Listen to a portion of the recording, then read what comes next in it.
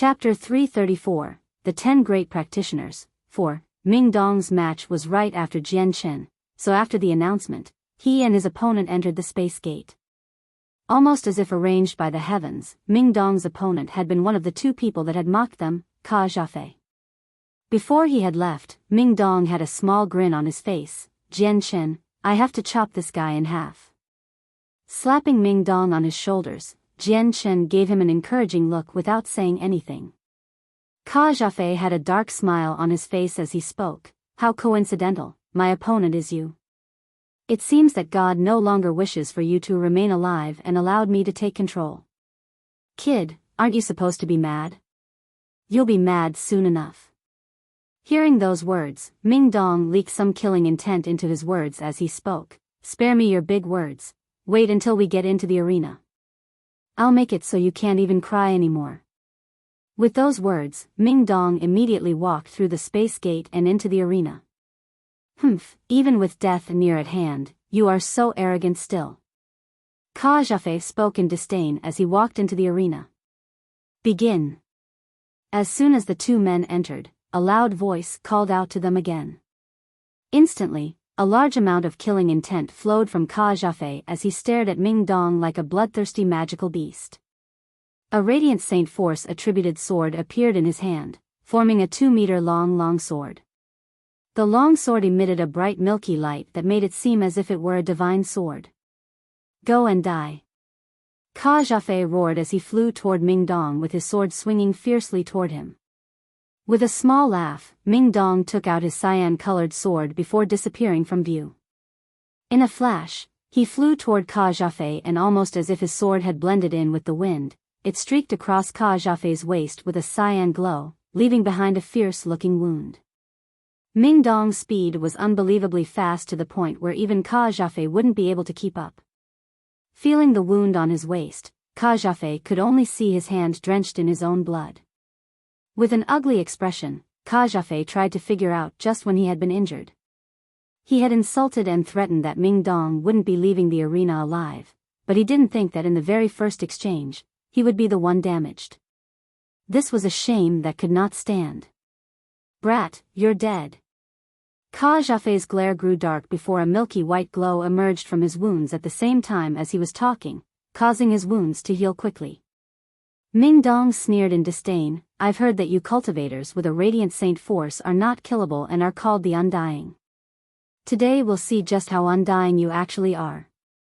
With that, Ming Dong flew toward Ka Zhafei and disappeared within the next instance. What a fast speed!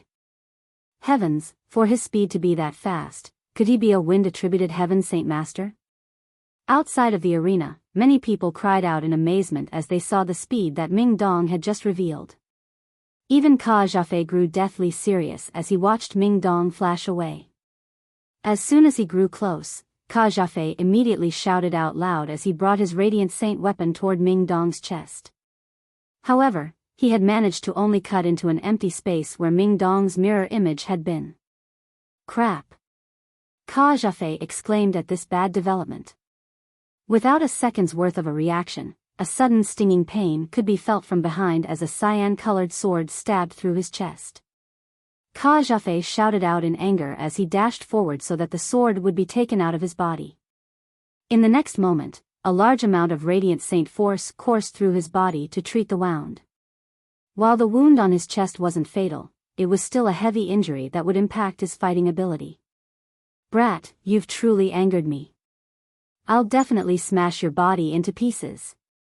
Ka Zhafei's eyes grew bloodshot as he glared at Ming Dong with a furious expression. You truly do think yourself as invincible.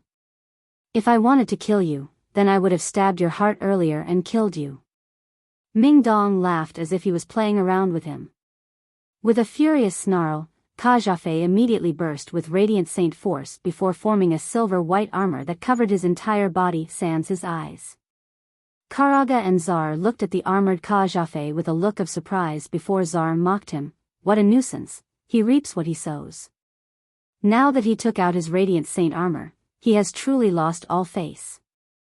Karaga stood by Zar's side with an ugly look on his face, but not a single word was spoken.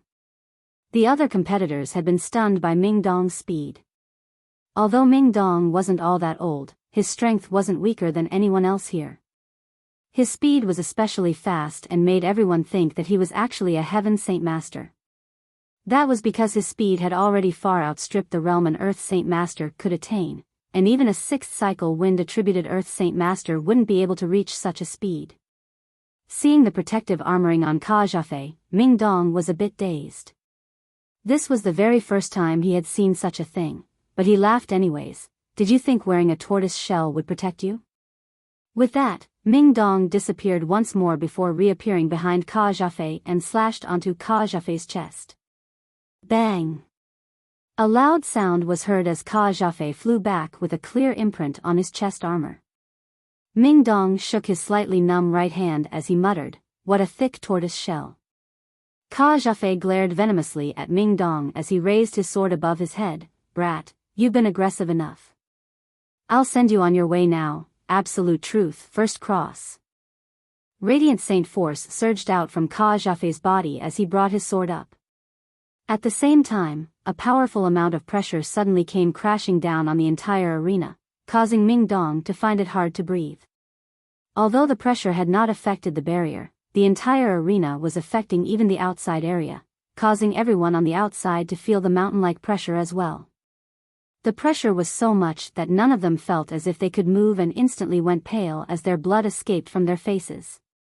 This is a Heaven Tier battle skill. He's using a Heaven Tier battle skill.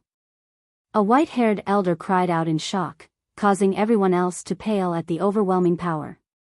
At the same time, everyone stared in excitement at Ka Jiafei.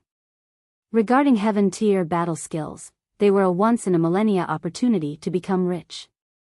Not a single person wanted to miss this. Even the Heaven Saint Masters were all staring intensely at Ka Jiafei.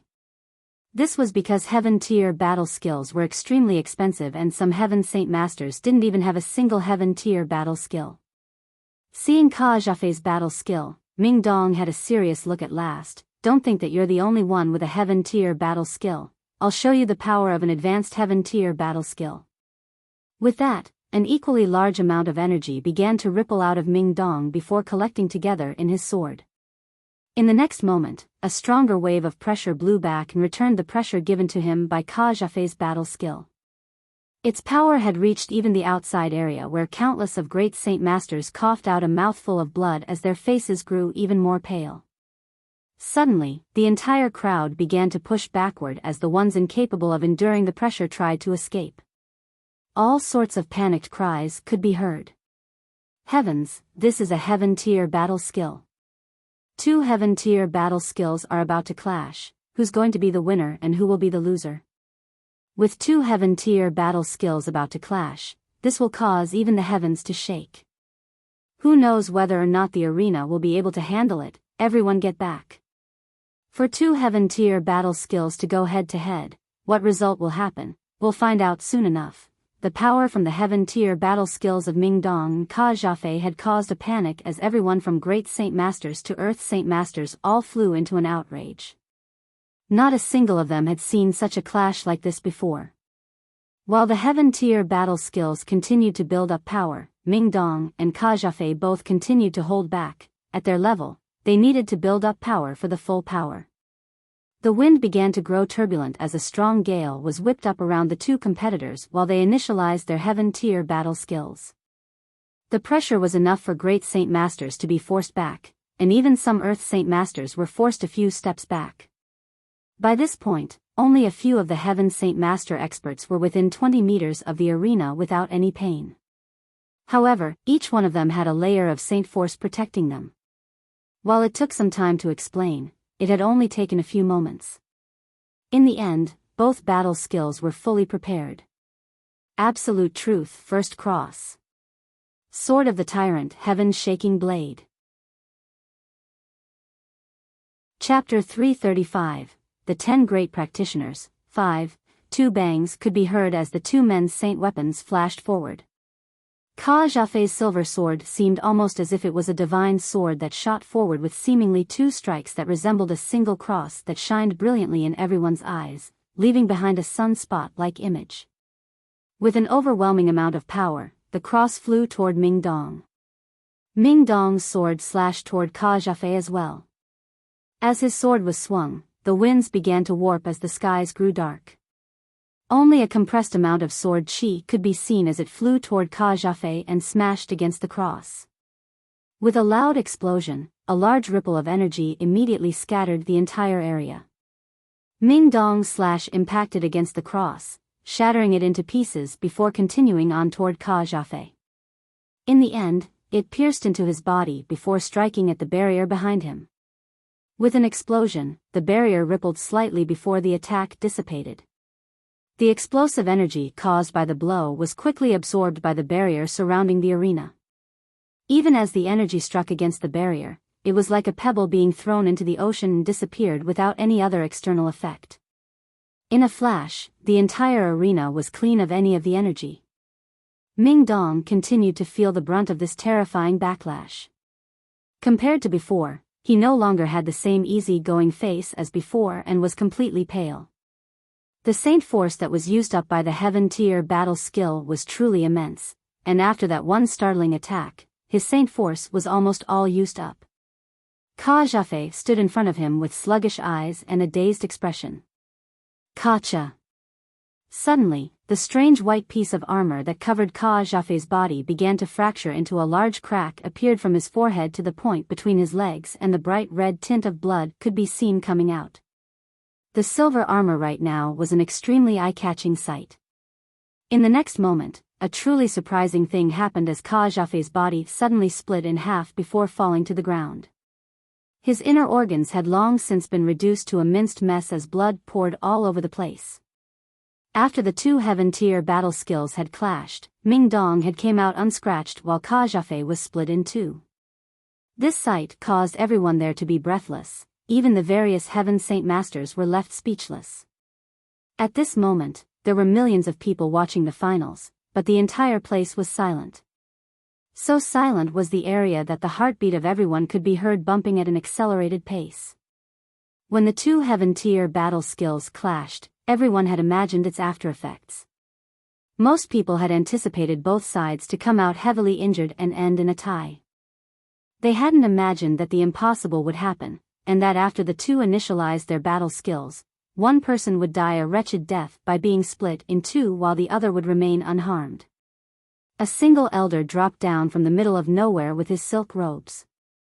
Standing in the air, it seemed as if he was treating the Earth Saint Masters and Heaven Saint Masters as beneath him, yet he was not rude at all.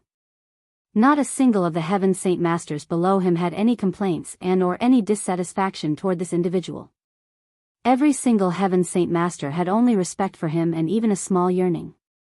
The elder stared at the arena below before muttering, "A 6th cycle Earth Saint Master versus a 5th cycle Earth Saint Master. An advanced heaven-tier battle skill versus a primary heaven-tier battle skill. This type of outcome wasn't unexpected at all." While the elder didn't speak too loudly, his voice could still be heard loud and clear throughout the arena.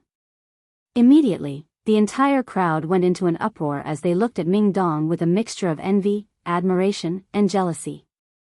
An advanced tier heaven-tier battle skill, he had one of those? I've been a Heaven Saint Master for over 20 years, but my strongest battle skill is only an advanced Earth tier battle skill, AI, he's already a 6th cycle Earth Saint Master at this age? Dear heavens, that's impossible, did I hear that right? He's not even 30 years old, how could he be a 6th cycle Earth Saint Master? And a heaven-tier battle skill, good God, that's just too shocking. This gathering of the mercenaries is far too much. In a short moment, all sorts of comments could be heard coming through all over the arena as everyone congratulated, complained, or grumbled their thoughts about Ming Dong. The floating elder looked at Ming Dong with a envious look before speaking absent-mindedly to himself, who would have known that the great elder would have bestowed the technique that made him well known to you. For a youth to have such control over the sword of the tyrant. It seems that the great elder did not waste any effort to train you. Ming Dong, just who are you for the great elder to spend so much time and energy? The winner of this match was clear to see to anyone with eyes. So even though Ming Dong hadn't heard the cry of victory, a space gate opened up to let him out. With a breath of relief, Ming Dong looked at the split body of Ka Zhafei and said, "I told you I'd split you in half, let's see if you believe me now." With that, he walked away and into the space gate. The space gate behind Ka Zhafei opened up, as well as several of the members of Mercenary City quickly came in and started to clean up the arena. Ming Dong returned to Jian Chen's side as everyone stared at him in a new light. Each one now had a deep fear imprinted on them. Even Karaga looked at Ming Dong with a completely new emotion. Jian Chen and Ming Dong gave each other a mutual look before the both of them sat down on stools to watch the rest of the matches. At this moment, Qin Ji walked up to Ming Dong with a respectful posture. "Congratulations to brother Ming Dong for becoming one of the top 10. With your strength, getting into the top 3 will not be an impossible task." With a laugh, Ming Dong began to speak to Qin Ji for a little while. As the two talked, the finals continued with the usual marvelousness, but after the match between Ming Dong and Ka Zhafei, nothing could compare to their beautiful clash. Thus, every match after did not seem as exciting. After the 8 matches had been concluded, 8 winners were established. Aridia, Zar, Jian Chen, Ming Dong, Bailey Tong, Karaga, and Zhang Sun Yunfeng. Much to the shock of Jian Chen, the wind-attributed Earth Saint Master that he had came across before while hunting for tokens had made it into the top 8, Zhang Sun Yunfeng. After the top 8 had been established, Zhu and Tian Muling had managed to make their way back into the top 10 after winning the losers bracket. At last, the 10 names of the contestants were complete. Aridia, Zar, Jian Chen, Ming Dong, Qin Ji, Bailey Tong, Karaga, Zhang Sun Yunfeng, Zhu and Tian Muling. Afterward, the competition prepared to move forward. The tournament would not end until the king of mercenaries was found. Only the top 8 contestants would be able to compete, as well as Tian Muling and Zhu, who had both made the 9th and 10th spots. The 8 people began to pick their numbers so that an announcement could be made. Then the announcement came: Jian Chen vs Karaga, Ming Dong vs Zhang Sun Yunfeng, Qin Ji vs Zar, Aridia vs Bailey Tong. The final rounds would be held 3 days later, as each competitor went into a special inn prepared for them to rest. The entire inn was protected by a barrier so that only the competitors could enter. At the same time, they couldn't exit the barrier. All of the inn workers were trusted aides of Mercenary City. During those 3 days, Jian Chen spent the majority of his time ensuring that his body would be in peak condition. After that, he took out the Duanyan sword and the seal of Treasure Mountain to inspect them. After fiddling with them for half a day, he had came to a final conclusion. He would not be able to use either ruler armaments, and even if he were to use his own Saint Force to force it into them, it would be eliminated. The seal of Treasure Mountain was as the 4 brothers of the Kai family said. Jian Chen would not be able to use it, and the seal of Treasure Mountain was nothing more than a broken piece of iron in his hands. Could it be that the words of those 4 were true? A ruler armament requires the right bloodline in order to be used? Jian Chen thought as he eyed the item. This was the only explanation that made sense to him. Afterward, Jian Chen placed both ruler armaments back into his space ring and began his study of the illusionary flash. In the past few days, the 4 brothers of the Kai family had already relayed the news of Shi Xiangran's death by Jian Chen's hands, as well as the capture of the ruler armament to the Shi family. The very moment the Shi family heard the news, the family head was shocked beyond relief and grew angrier by the second. Even though Shi Xiangran was the 3rd son, his cultivation talent was far beyond everyone else. He was an outstanding person that appeared once in a millennia. 4 hours after receiving the news, 2 Heaven Saint Masters were dispatched to Mercenary City. Chapter 336. 2 moves. 3 days went by in a flash. Every competitor had their bodies in peak condition for the finals. Outside of the barrier, there was a lot of chatter and many discussions on who would be the winner, causing people to start to bet. Every single one of the gamblers wanted to win big, so the overall sum was well over 10 million purple coins. However, most of the bets were on Ming Dong being the winner, while everyone else had a tenth of the votes. By the afternoon, Mercenary City was completely filled.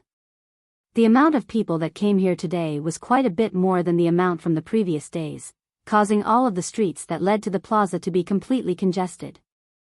Jianshen and Karaga both stood in the opposite ends of the arena while giving fierce looks at each other. Brat, you and that Ming Dong seem quite close. Ming Dong has killed my brother Ka Jiafei. Today, I shall spill your blood as a sacrifice to Ka Jiafei's soul. Then, Ming Dong will have his turn to accompany you. Karaga glared at Jianshen. Jianshen snorted as he gave a small smirk. Your brother Ka Jiafei and Ming Dong had said similar words to each other, and in the end, Ka Jiafei was split in two by Ming Dong. Today, your words scare me just as much as Ka Jiafei's words scared Ming Dong. You will see that the person who falls today will be you. Humph, do you think yourself as Ming Dong? The fact that Ming Dong is a 6th cycle Earth Saint Master is something that I did not expect, and neither did I think that he had such a strong heaven-tier battle skill. Ka Jiafei's death at Ming Dong's hands was not wrong, but are you also a 6th cycle Earth Saint Master? Humph, if you are one, then I, Karaga, will immediately admit defeat and kowtow my head thrice. Karaga sneered with disdain. With an impassive look, Jianshen replied, there is no need for you to know my strength. Just know that you need not kowtow because you will not leave here alive. Remember that each and every word of yours comes at a heavy price. With that, Jianshen's killing intent began to leak out from him.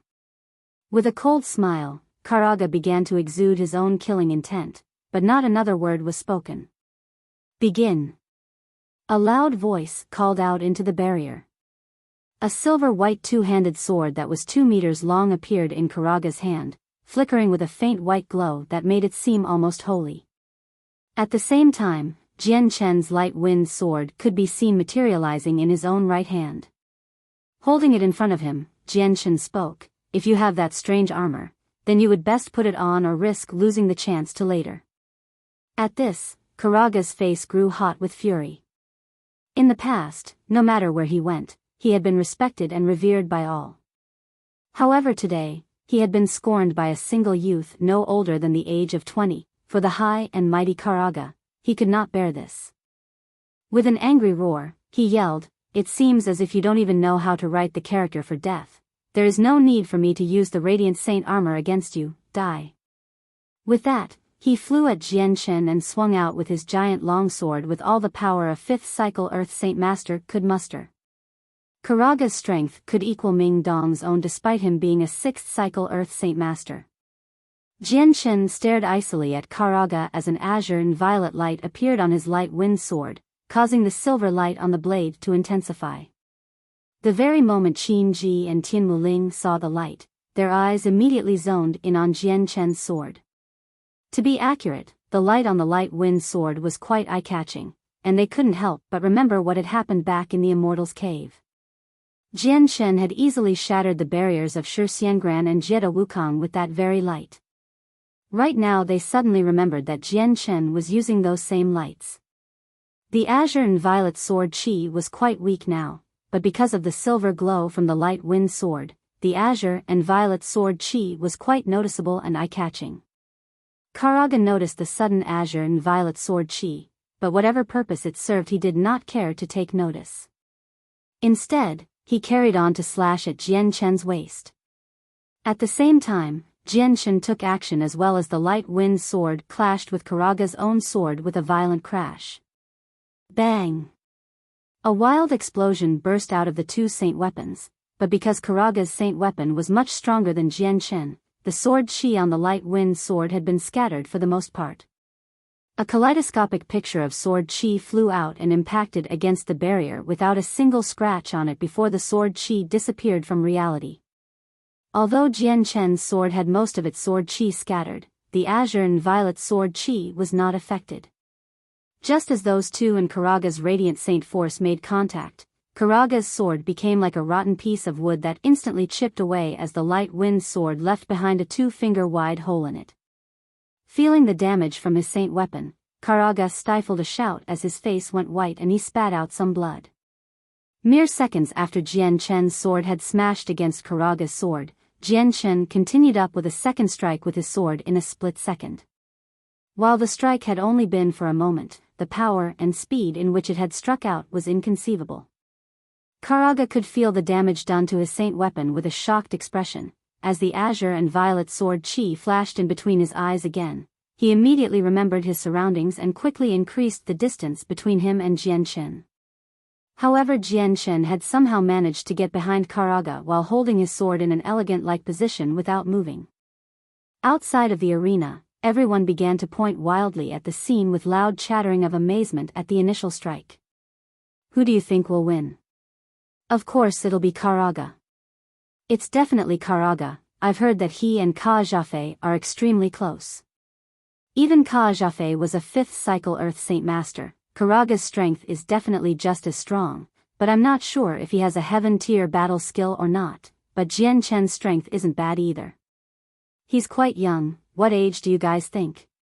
I would say 20 years old. He couldn't have been cultivating for that long. That's right, Jian Chen couldn't have been cultivating for more than a dozen to 20 years. I can also see that he is an attributeless Saint Force cultivator as well. He cannot compete with Karaga, who is a Radiant Saint Force attributed cultivator. He is also called the Undying by most and is incredibly strong. Who could possibly kill him? Suddenly, the chatter immediately stopped as everyone saw the bright red line on Karaga's neck. The red line began to grow wider before the entire neck seemed to be completely red. Even before the line could become completely red, everyone had already came to the conclusion that the line was blood. Like a water fountain, blood began to spill from Karaga's neck as he fell to the ground. His neck already had a pool of blood forming beneath his body. Then, his head rolled away from the body, causing the blood to pour from his neck in a steady stream, covering the entire arena with blood. Outside of the arena, everyone had gone into a mute shock as they stared at the scene in the arena with wide eyes and looks of amazement. For someone strong with a Radiant Saint Force like Karaga, it was unexpected for him to be beheaded by the young-looking Jian Chen as soon as the match had started. This was such a wide gap in skill, everyone found it almost hard to believe. As if ignoring everyone else, the moment the announcement was revealed, Jian Chen walked out of the space gate and into the staging area where everyone was staring at him with wide eyes as if they had no idea whether or not someone was coming back. What a fast sword! For him to stab outward in less than a single second, this type of strength is far too much. It seems that his sword has a secret regarding those two strange lights if it could cut a 6th cycle Earth Saint Master's weapon. A Heaven Saint Master elder spoke in admiration. Leaving the arena, Jian Chen had found it hard to contain his excitement. This wasn't excitement from winning, but excitement from seeing his azure and violet sword chi growing in strength once more. Though, everyone had seen the glows. Jian Chen had been able to behead Karaga, so Ming Dong naturally congratulated him. The other competitors' outlook on Jian Chen had now changed by a lot. They all replaced Karaga with him as the number one person here. Everyone had a strange fear of him now, almost as if he were a bigger threat than Ming Dong. Jian Chen's beheading slash of Karaga took less than a second, practically faster than a thunderclap. Even they hadn't seen what had transpired inside the arena since Jian Chen's speed was just far too fast for them to notice. Chapter 337, The Finals. The next fight was between Ming Dong and Zhang Sun Yunfeng. After a short break, the arena was back to normal, allowing Ming Dong to enter via the space gate. However, before he could cross through, Jian Chen pulled him aside and with a sharp glance toward Zhang Sun Yunfeng, spoke a few words of warning. With a clench of his fist, a spark of killing intent could be seen in Ming Dong's eyes as he spoke. Don't worry, Brother Qin Shao has been kind to us. I, Ming Dong, will take revenge for him. With that, he stalked into the arena. Zhang Sun Yunfeng was a middle-aged man who looked quite refined, almost as if he was a wise scholar. His eyes wavered when he saw Jian Chen and Ming Dong talking together as his heart began to beat faster. With some hesitation, he finally gritted his teeth and strode into the arena with his head held high. Quickly, both combatants entered the arena with Ming Dong staring at Zhang Sun Yunfeng with a look that held none of his killing intent back. This caused Zhang Sun Yunfeng to feel a bit startled before taking on a more serious look. He and Jian Chen already had a small conflict in the past, and Jian Chen and Ming Dong were on good terms with each other, allowed him to deduce from these two facts that Jian Chen had asked Ming Dong to eliminate him. Begin. The announcer cried out. Without hesitation, after hearing the announcement, he disappeared without a single trace and flew at Zhang Sun Yunfeng in an instant. I admit defeat. A mere moment after the match had started, Zhang Sun Yunfeng cried out immediately. He had personally seen Ming Dong and Ka Zhafei's fight for himself and knew that Ming Dong's strength was not something that he himself could be an opponent of. Ming Dong had no intention of sparing Zhang Sun Yunfeng and instantly reappeared right in front of him with his saint force exploding out from his body as he lashed out with his sword.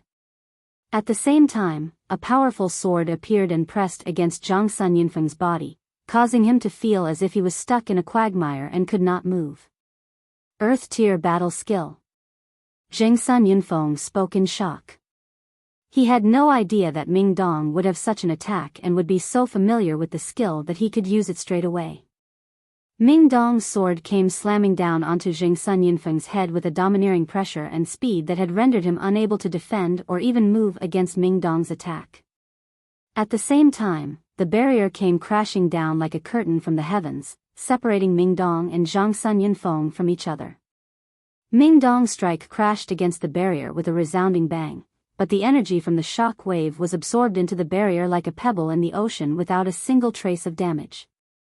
When one of the combatant admits defeat, then the other combatant is forbidden from making any further attacks. Ming Dong is the winner.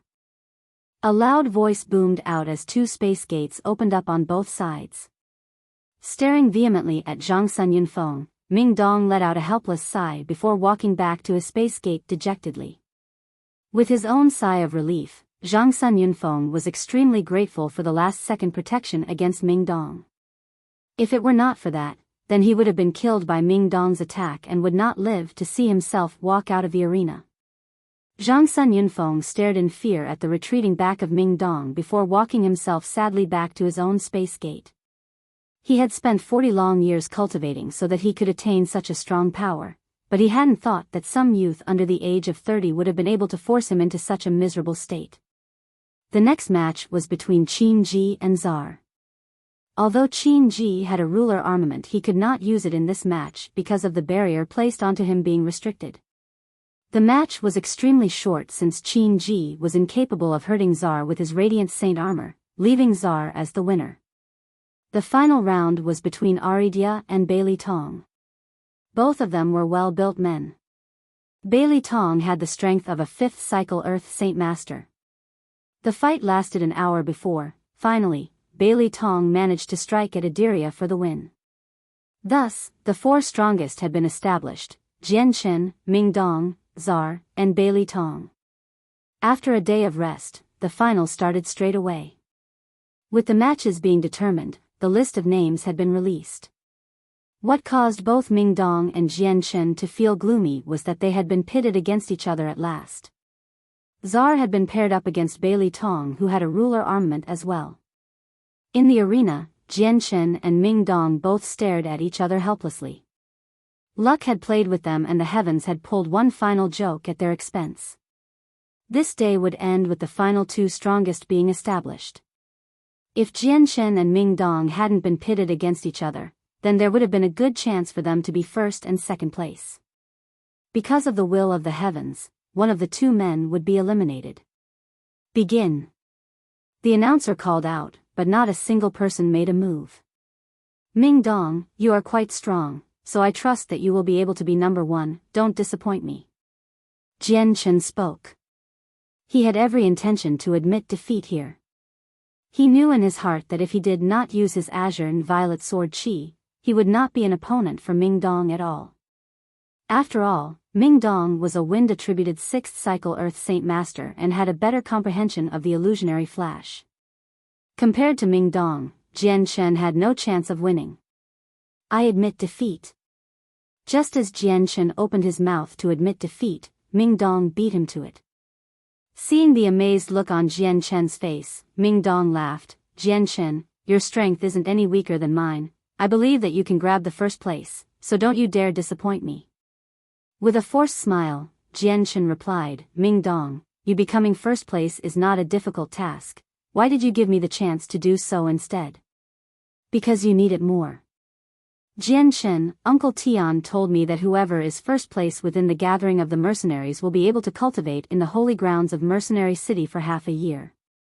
Jian Shen, you know that I am already at the peak of the 6th cycle Earth Saint Master. At any given time, I can make the breakthrough to become a Heaven Saint Master, so the holy grounds is of no use to me. You on the other hand, are in a different situation. Ming Dong spoke seriously. Smiling more freely now, Jian Shen said, then fine, Ming Dong. Since you have given me the chance, I won't dare let you down now. Congratulations on your win. Ming Dong laughed. What Ming Dong didn't know was that when he had conceded the match, countless of people howled out in anger and cursed. That was because everyone had bet on Ming Dong being the number one person in the competition. When they had placed all their bets on Ming Dong and now witnessed him admit defeat, the money they had spent was thrown away. The final conclusion between Jian Shen and Ming Dong had been far beyond what anyone had expected. Only those who had some familiarity with the two had a look of smugness on their faces.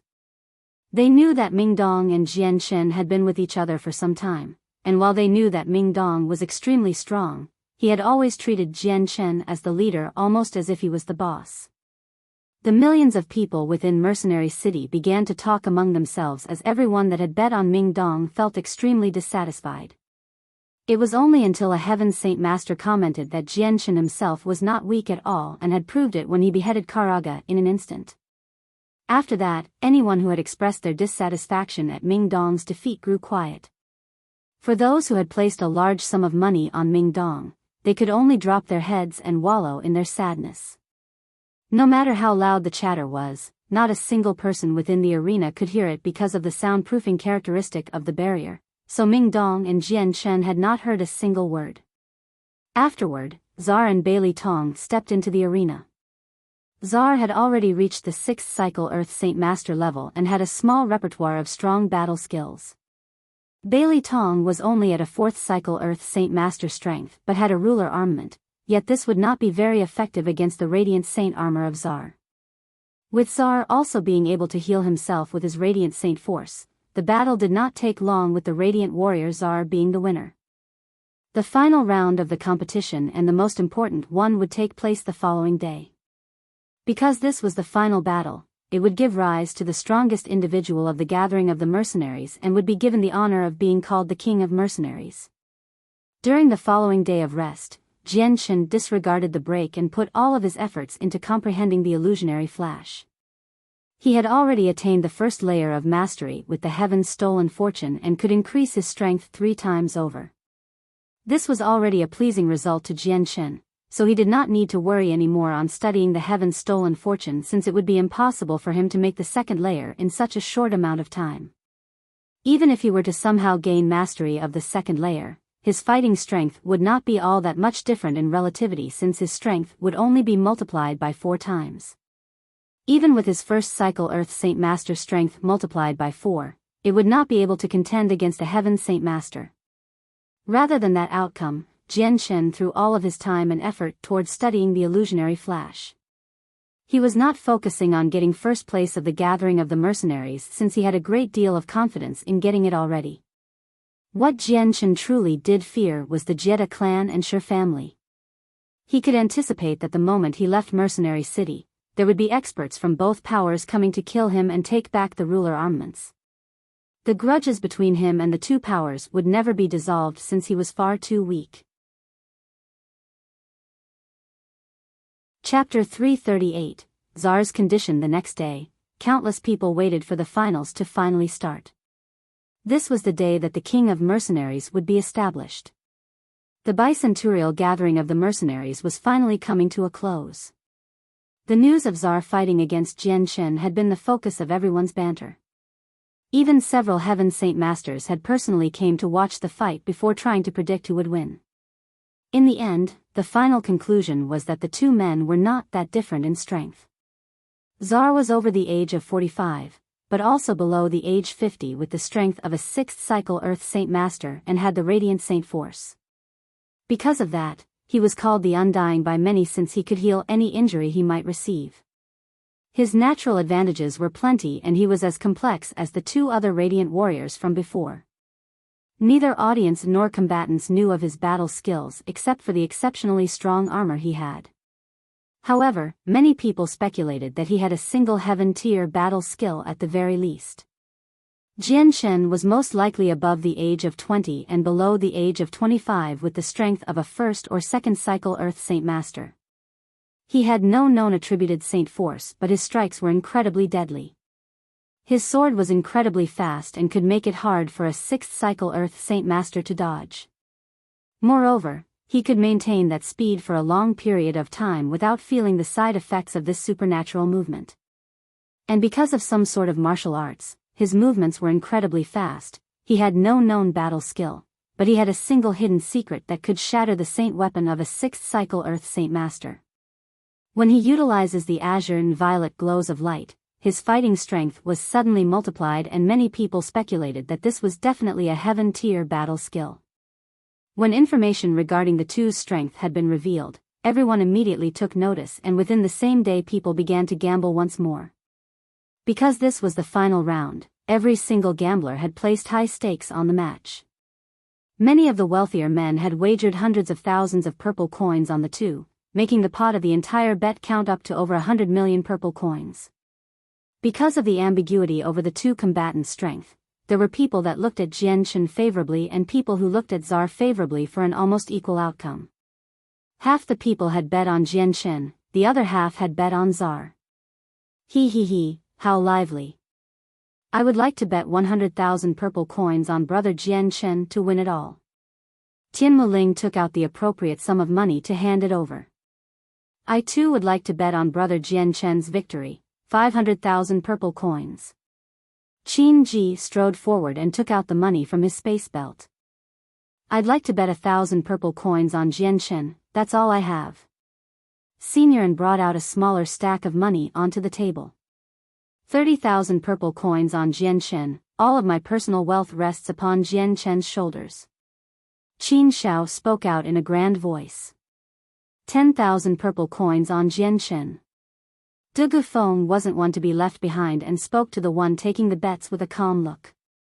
In the arena, Jian Shen and Czar both stood quietly across from each other. Jian Shen stood in carefree manner in front of Czar with his sword in hand, the point of the sword resting on the ground, yet a piercing stare was honed in on Czar.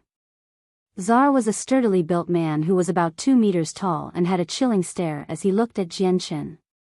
He had come fully prepared by wearing his silver-colored armor where wisps of radiant saint force could be seen revolving around it, basking the area around him in a glowing light and giving him the appearance of a holy person. The only place that had not been covered by the armor were the 2 spots where his eyes were. Holding his bright saint weapon above his head, the armored Czar looked like a revered war god. The two had already stood in the arena for some time before instantly bursting into action as the announcer made the call. Suddenly, the war god like Czar spoke from within his silver armor. Jian Shen, although you are using some sort of special method to hide your presence, I can tell that your saint force is not far away from my own. With your young age, I am sure that with time, you will reach the peak of the Tian Yuan continent. So in this battle, whether I win or lose, I hope that we will remain friends and not enemies. Jian Shen was slightly shocked after hearing those words, but he stared at Czar with a strange look. We've killed your comrades Karaga and Kajafei, did you not wish to avenge them? Even under the helmet, there seemed to be no difference in his emotion as Czar spoke calmly. I admit, Karaga and Kajafei both came from the same place as I, but our affiliations are with a different power. We are not friends, but instead competitors. Our relationship with each other is quite subtle, and if it was any worse, then it would have become hostile. With you and Ming Dong killing the both of them, I should thank you. In fact, you've eliminated potential enemies in my future. Czar let out a long sigh. This triple entente between the 3 of us has gone on for too long. Perhaps it was time for it to be smashed apart. Czar said before speaking once more. Jian Shen, no matter how this battle goes, I truly hope that we will remain friends. Jian Shen's eyes flashed with a strange light. He knew that this was an unknown situation where he was at great risks of being dragged into a terrible battleground. With some thought, Jian Shen said, I can only say that we will not be enemies. As for friends, that cannot be easily done with so few words. Zar nodded his head. That is true enough. If just saying these words were enough for two strangers to become friends, then the value of friendship would be absolutely worthless. Jian Chen, I know that you are determined to be first place, but do you have the strength to overcome me? Jian Chen's eyes flashed with a strange look as he tried to understand what Zar was trying to get at, but he opened his mouth and replied anyways, partially. Zar laughed. It seems that you have confidence in yourself. With that, Zar took out his long sword and then another silver-bladed sword from within his space ring. Jian Chen, if I were to use this saint weapon, how sure are you that you will be able to beat me? Jian Chen took a look at the new weapon in Zar's hand with a bright stare. If my guess is correct, that is a ruler armament. Without any other words, Zar laughed once more. Correct, this is a ruler armament. Jian Chen, if I were to use this, then how sure are you that you would be able to beat me? Jian Chen stayed mysteriously silent, giving no reply.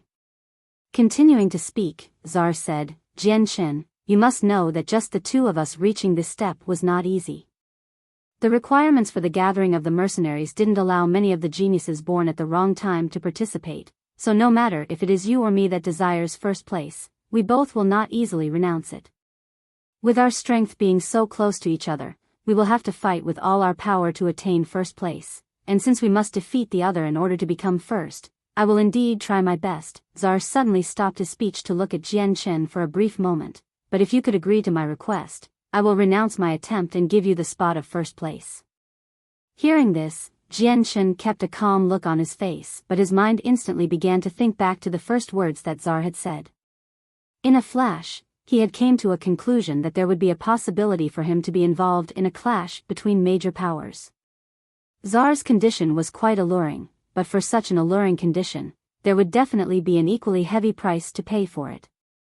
Zar must have seen Jian Chen's potential as well as the relationship he had with Ming Dong, or greatly desired to have the support of the powers behind the both of them. Whichever the situation was, Jian Chen would definitely not want to agree to him. My apologies, but I believe that this battle should be won using our own strengths, not words. Jian Chen spoke calmly with a neutral expression. Jian Chen, did you not even want to hear what my request was? Zar asked. There is no need. Jian Chen replied. Jian Chen, this is your chance to become first place. I am not afraid to tell you, but I am in possession of a middle heaven tier battle skill and a ruler armament. Did you think you could beat me? Zar asked. Jian Chen had a deep smile on his face as he replied, Zar, if you cannot hit me, then the ruler armament in your hand has no use. As for the heaven tier battle skill, while they are indeed powerful, they require time to employ. If you dare try to initialize your heaven tier battle skill, then I can guarantee that you will not be able to release it. My sword will strike at your throat. If it were not for the helmet on Zar's face, then the facial change would have been noticeable to everyone. He stared blankly at Jian Chen for a moment before laughing for a good while. This was the first time he had ever thought his words had been so useless and suffered so much by the younger generation. After a short period of time, Zar let out a sigh as he stared at Jian Chen and thought, if only my son was as remarkable as you, that would be great. Even if I were to reduce my life by 100 years, if not 1,000 or even 10,000 years, I would agree. Jian Chen was speechless. Chapter 339, The Soul Sword. Once more the moment Ming Dong saw the ruler armament in Zar's hand from the outside, his face grew startled. Crap, I didn't think he would have a ruler armament. His secret was cleverly hidden until now.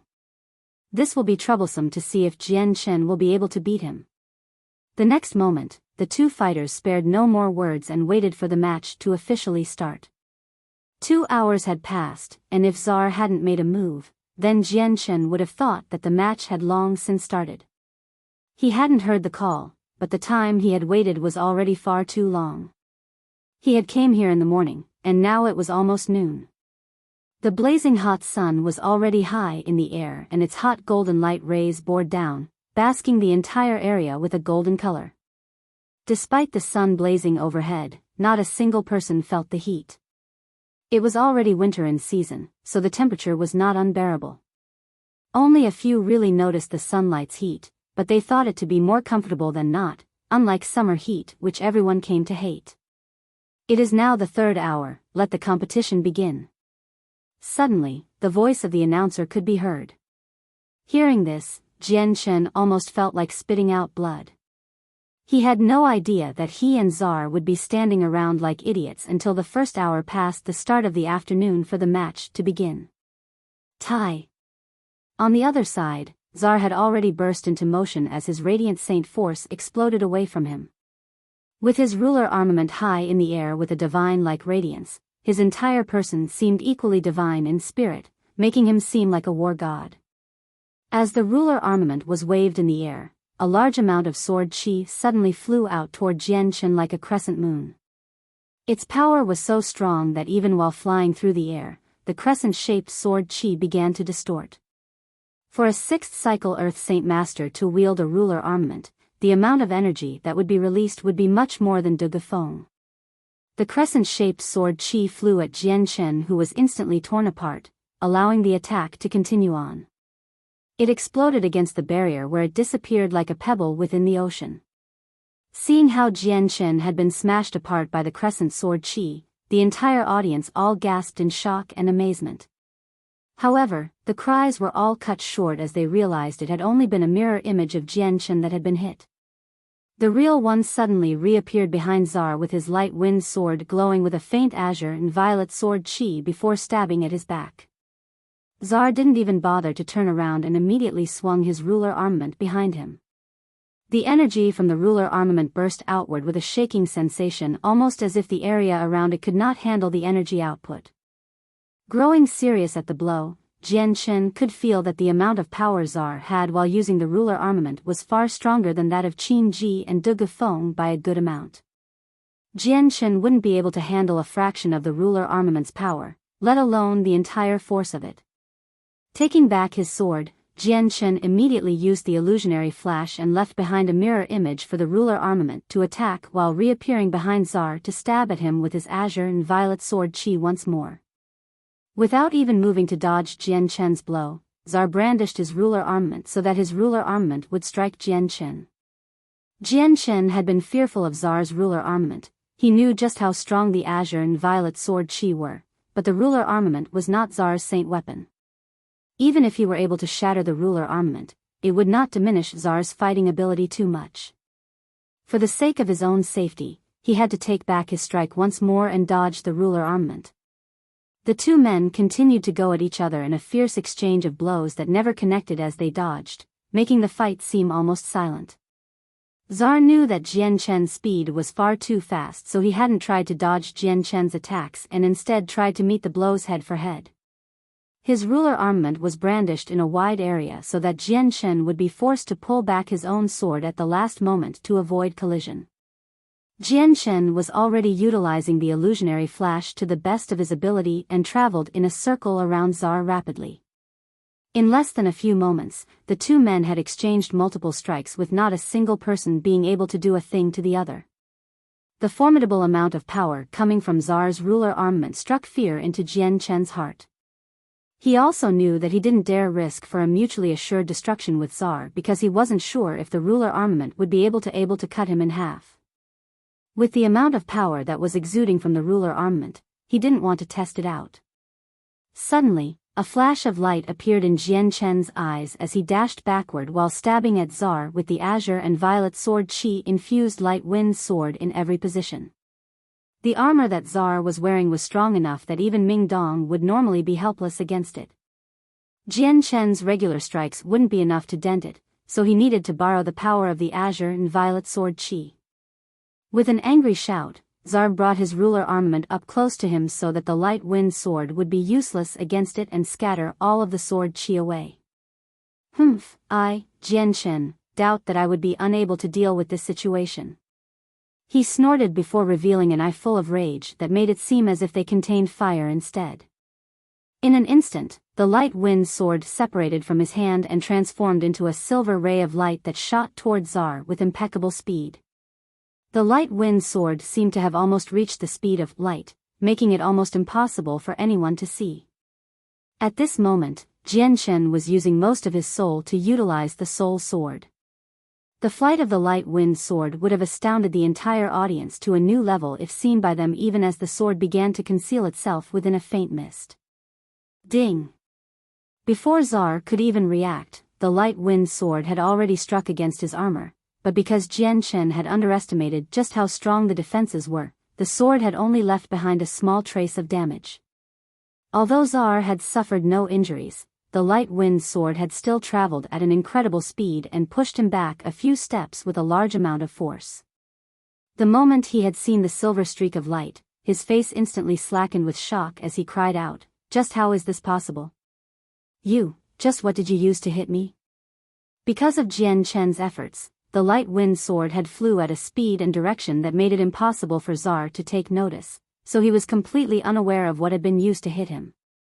Jian Chen ignored Czar's surprised outcry and slowly closed his eyes, to sense the existence of his light wind sword. Using his spirit to control the light wind sword, he and the sword achieved a harmonized state of mind. He was the sword, and the sword was he, the two beings were one and not two. Just as Jian Chen had delved into this state of mind, the azure and violet sword spirits suddenly began to shake within his dantian. The multicolored stone also began to shake as if it were extremely happy, like an overly excited child. Ding ding ding ding ding ding ding ding ding ding ding ding. A series of echoes could be heard as Czar's body continued to dance in a strange motion. With each step he took, he was driven back so that he staggered in a new direction each second. Several times, he was on the verge of falling to the ground. It was evident to see that he was in a bad position. On his armor, a chain of firework-like sparks could be seen as they lit up his radiant saint armor and left several impressions in it. Just what in the world is happening? What trickery is this? Czar cried out in shock and anger. Jian Chen and his sword were now one, and with him placing all of his strength on controlling the light wind sword, its speed was practically invisible to the naked eye. Even though Czar was being constantly assaulted by strikes, he couldn't see just what was hitting him. The light wind sword continued to rain down on Czar's body with an unbelievable amount of strength. Each strike rocked his body, making him unsteady.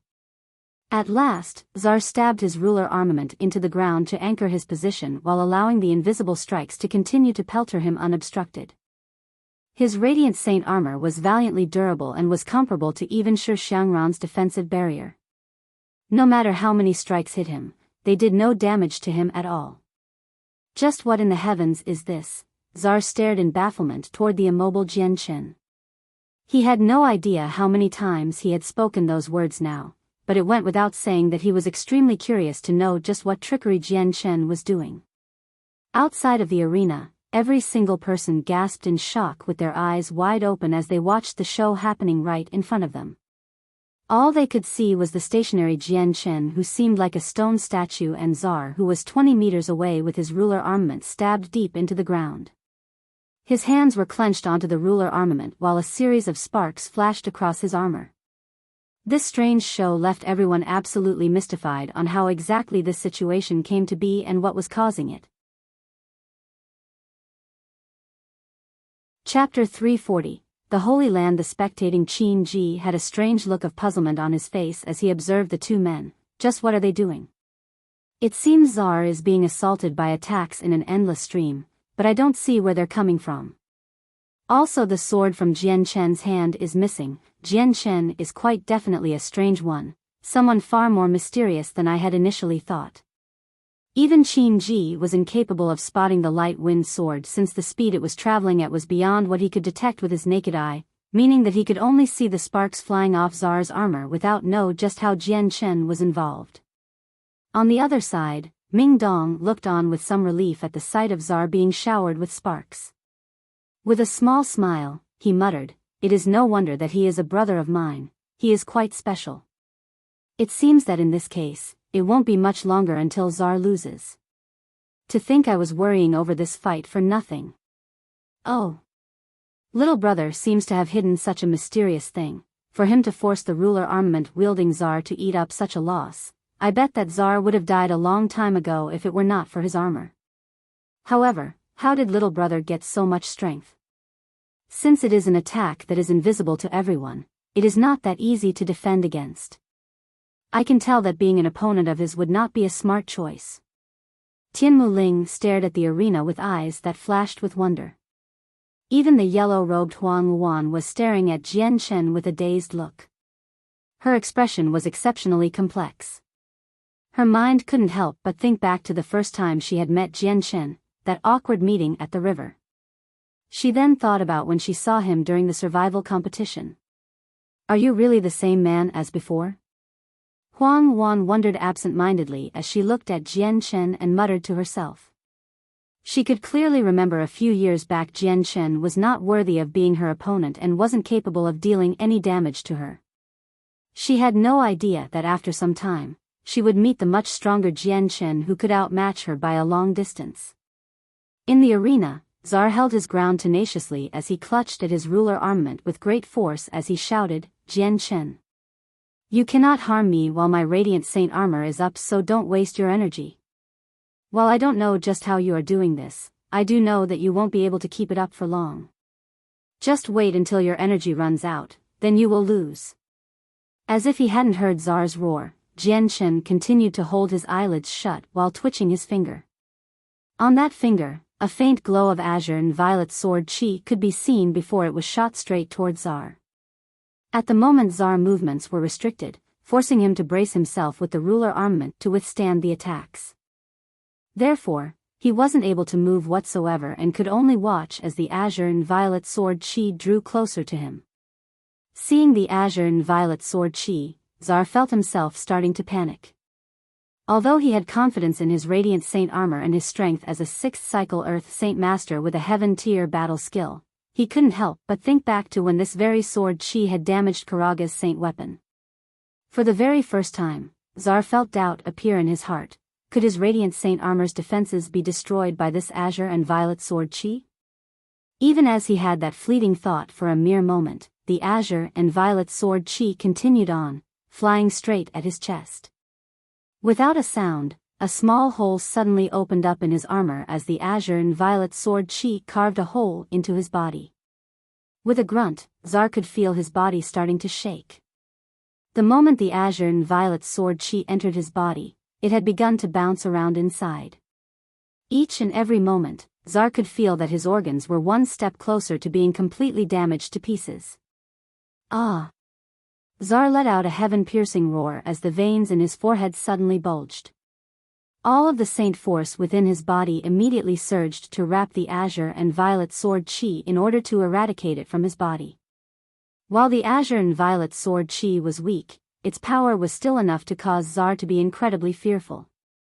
He used all of his saint force to intervene, but not only did it fail, the azure and violet sword chi continued to wreck his inner organs.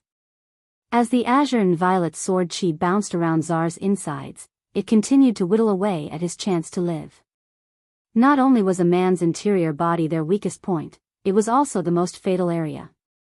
With the azure and violet sword chi destroying his insides, in less than a few breaths, Czar had already suffered several serious injuries.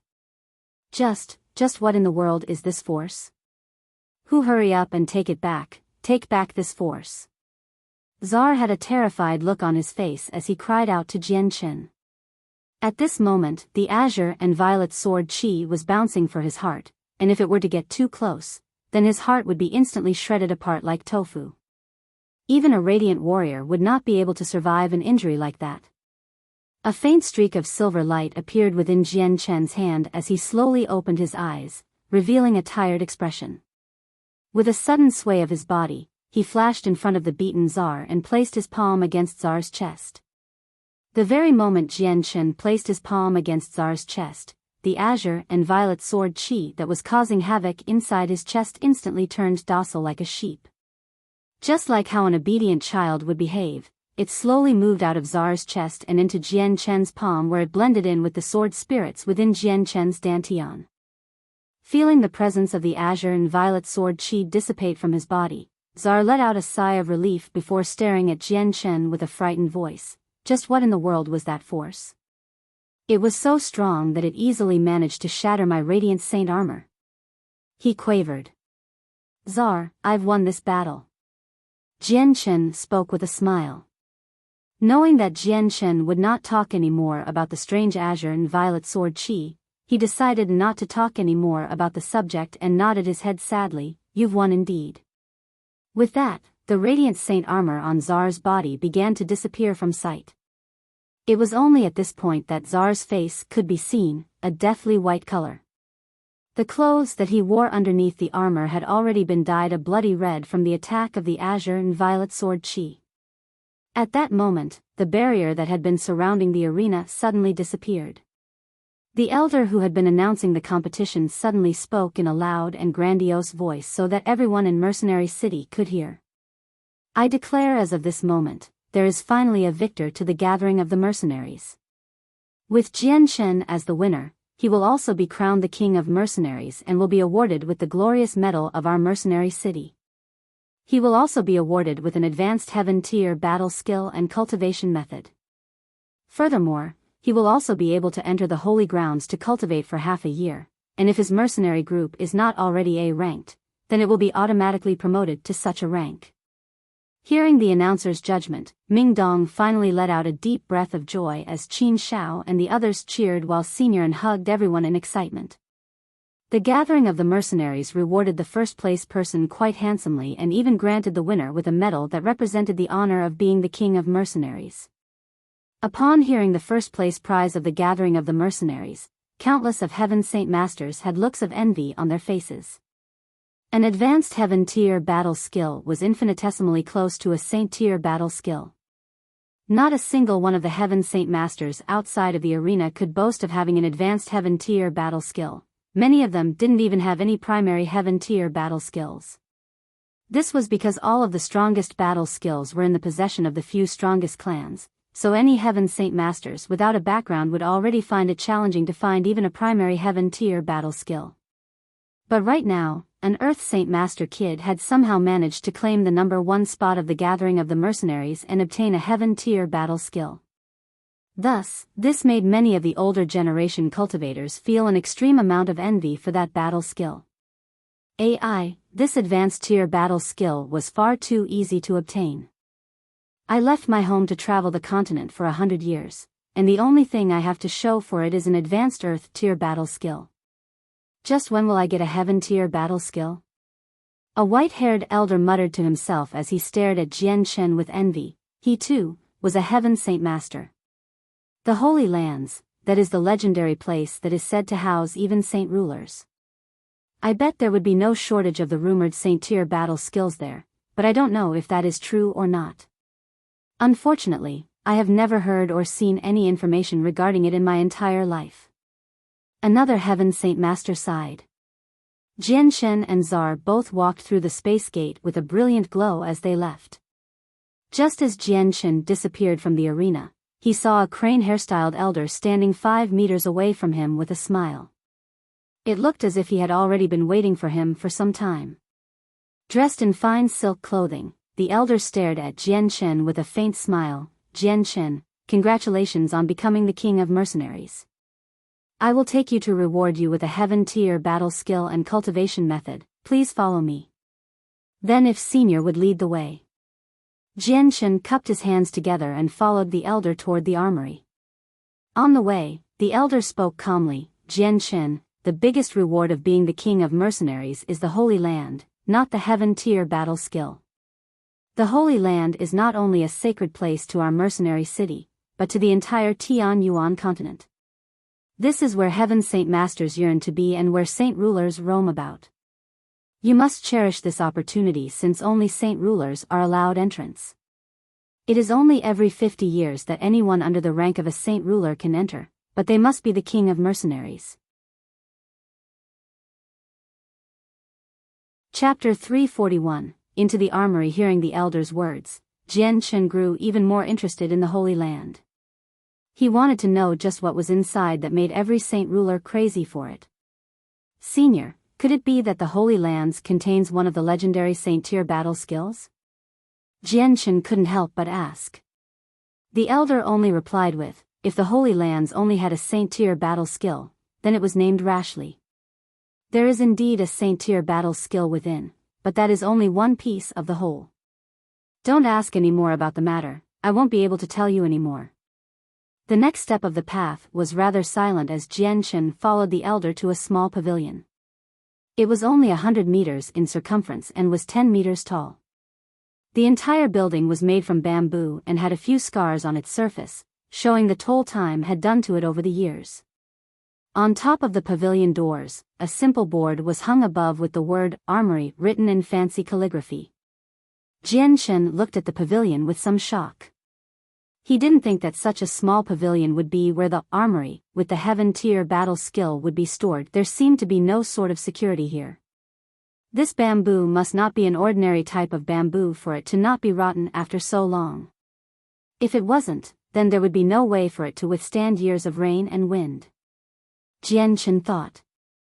The elder who had been leading Jianchen to the pavilion suddenly stopped right in front of the door as he looked at it strangely. This building has existed for countless of years. It was created when the founder of Mercenary City, Mo Tianyun, personally decided to do so. To our mercenary city, this place is a sacred place that is not lesser than the Holy Land. Jianchen immediately felt a sense of veneration for this place as he looked at the building once more in a new light. This building right in front of him had been personally built by Mo Tianyun, and so there was definitely a special meaning to the building. The years have been ruthless. The elder let out a mournful sigh before going silent. Turning to Jianchen, he spoke, "This is where all of the secret manuals are stored. I could only guide you here, the rest will have to rely on you." "I thank the senior." Jianchen cupped his hands. Creak. Suddenly, the doors to the pavilion opened on their own, revealing the dim dark light inside. Another voice could be heard from within. "Jianchen, hurry up and choose your prize. Also, take off your shoes, it is forbidden for dirt to be tracked into the armory." Hearing the warning, Jianchen was momentarily taken back. He hadn't thought that he would have to take off his shoes in order to enter the armory. Although he found the request to be weird, he did not hesitate and placed his shoes on the ground outside before entering the small pavilion. The interior of the armory was exceptionally bright. Not a single speck of dust could be seen on any of the rows of bookshelves. Books weathered with age and simple materials were stacked on each shelves. These shelves themselves were quite mysterious as there was no wear or damage to them. Each one of the books on the various bookshelves were made from the hide of a magical beast, and each were several inches thick in width with pages. Taking a look around, he quickly came to see a gray-robed elder carefully cleaning one of the many bookshelves diligently, as if each book was a treasure that required an earnest cleaning so that no dust would remain. Standing quietly behind him, Jianchen spoke no words to the ordinary-looking elder. By his appearance, the elder seemed as if he was incapable of any type of martial arts, but Jianchen knew that he was no ordinary man.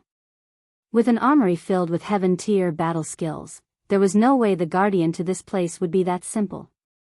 Almost as if the elder hadn't sensed Jianchen's arrival, he continued to concentrate wholeheartedly on taking each book out from the bookshelf before carefully cleaning each page. As soon as the book was clean, he would put it back and move on to the next book. The elder did not let Jianchen wait for long. The moment he finished the entire bookshelf, the elder turned about and started to walk toward Jianchen. "This one is Jianchen, I greet the senior." Seeing how the elder was turning toward him, Jianchen hastily cupped his hands together. The elder continued to walk forward without looking at Jianchen for a moment before speaking, "The heaven-tier battle skill is in the upper levels, follow me." "Yes, senior." Jianchen hurriedly followed the elder. "You'd best be careful and not damage any of the items in here." The elder spoke with a calm expression, but there was an unmistakable amount of power radiating from him. Promptly responding to the elder, Jianchen knew that the entire pavilion was filled with things that this elder was especially fond of. If he were to cause just the slightest amount of damage, then there would be a major headache for him. Jianchen carefully followed behind the elderly man through the pavilion. His footsteps were especially light since he didn't dare step too heavily. Not too long later, Jianchen found himself with the elder on the highest most level. There was only 4 bookshelves here, but each one differed with the amount of books. Some had a few hundred, some had only a few dozen. Suddenly grabbing a thin book, the elder handed it to Jian Chen. This book has descriptions of both heaven-tier battle skills and heaven-tier cultivation methods. Take a look and then take your pick. Taking the book from the elder, Jian Chen began to flip through the pages. Indeed, what the elder said was correct. The book was a catalogue of every single heaven-tier battle skill or cultivation method. This was especially surprising for Jian Chen, since he was able to see hundreds of battle skills and cultivation methods. He became tongue-tied when he began to read through the list. A heaven-tier battle skill was a treasure to the current world. Each one was worth an immeasurable amount of money, but in this armory, heaven-tier battle skills were almost as common as rice. If the sheer amount of these battle skills were to be announced to the world, then the entire continent would be shocked. Senior, with so many heaven-tier battle skills, has no one tried to steal them before? Jian Chen asked suddenly. The elder gave a look of disdain as he heard those words, but he refused to say a word. At this point, Jian Chen suddenly realized that he had asked an extremely foolish question. Mercenary City had no one that would covet these battle skills and at the same time have the ability to steal them. With no more questions, Jian Chen began to look for a heaven-tier battle skill and cultivation method. A moment later, Jian Chen finally decided on a battle skill and cultivation method. Without any further words, the elder walked to two different bookshelves and took out two books before handing them to Jian Chen. These are the items you want. Taking the two books with quivering hands, Jian Chen couldn't believe that the two objects that he had just been given were a heaven-tier battle skill and cultivation method. Jian Chen had chosen the heaven-tier battle skill called the Nine Cloud Movement.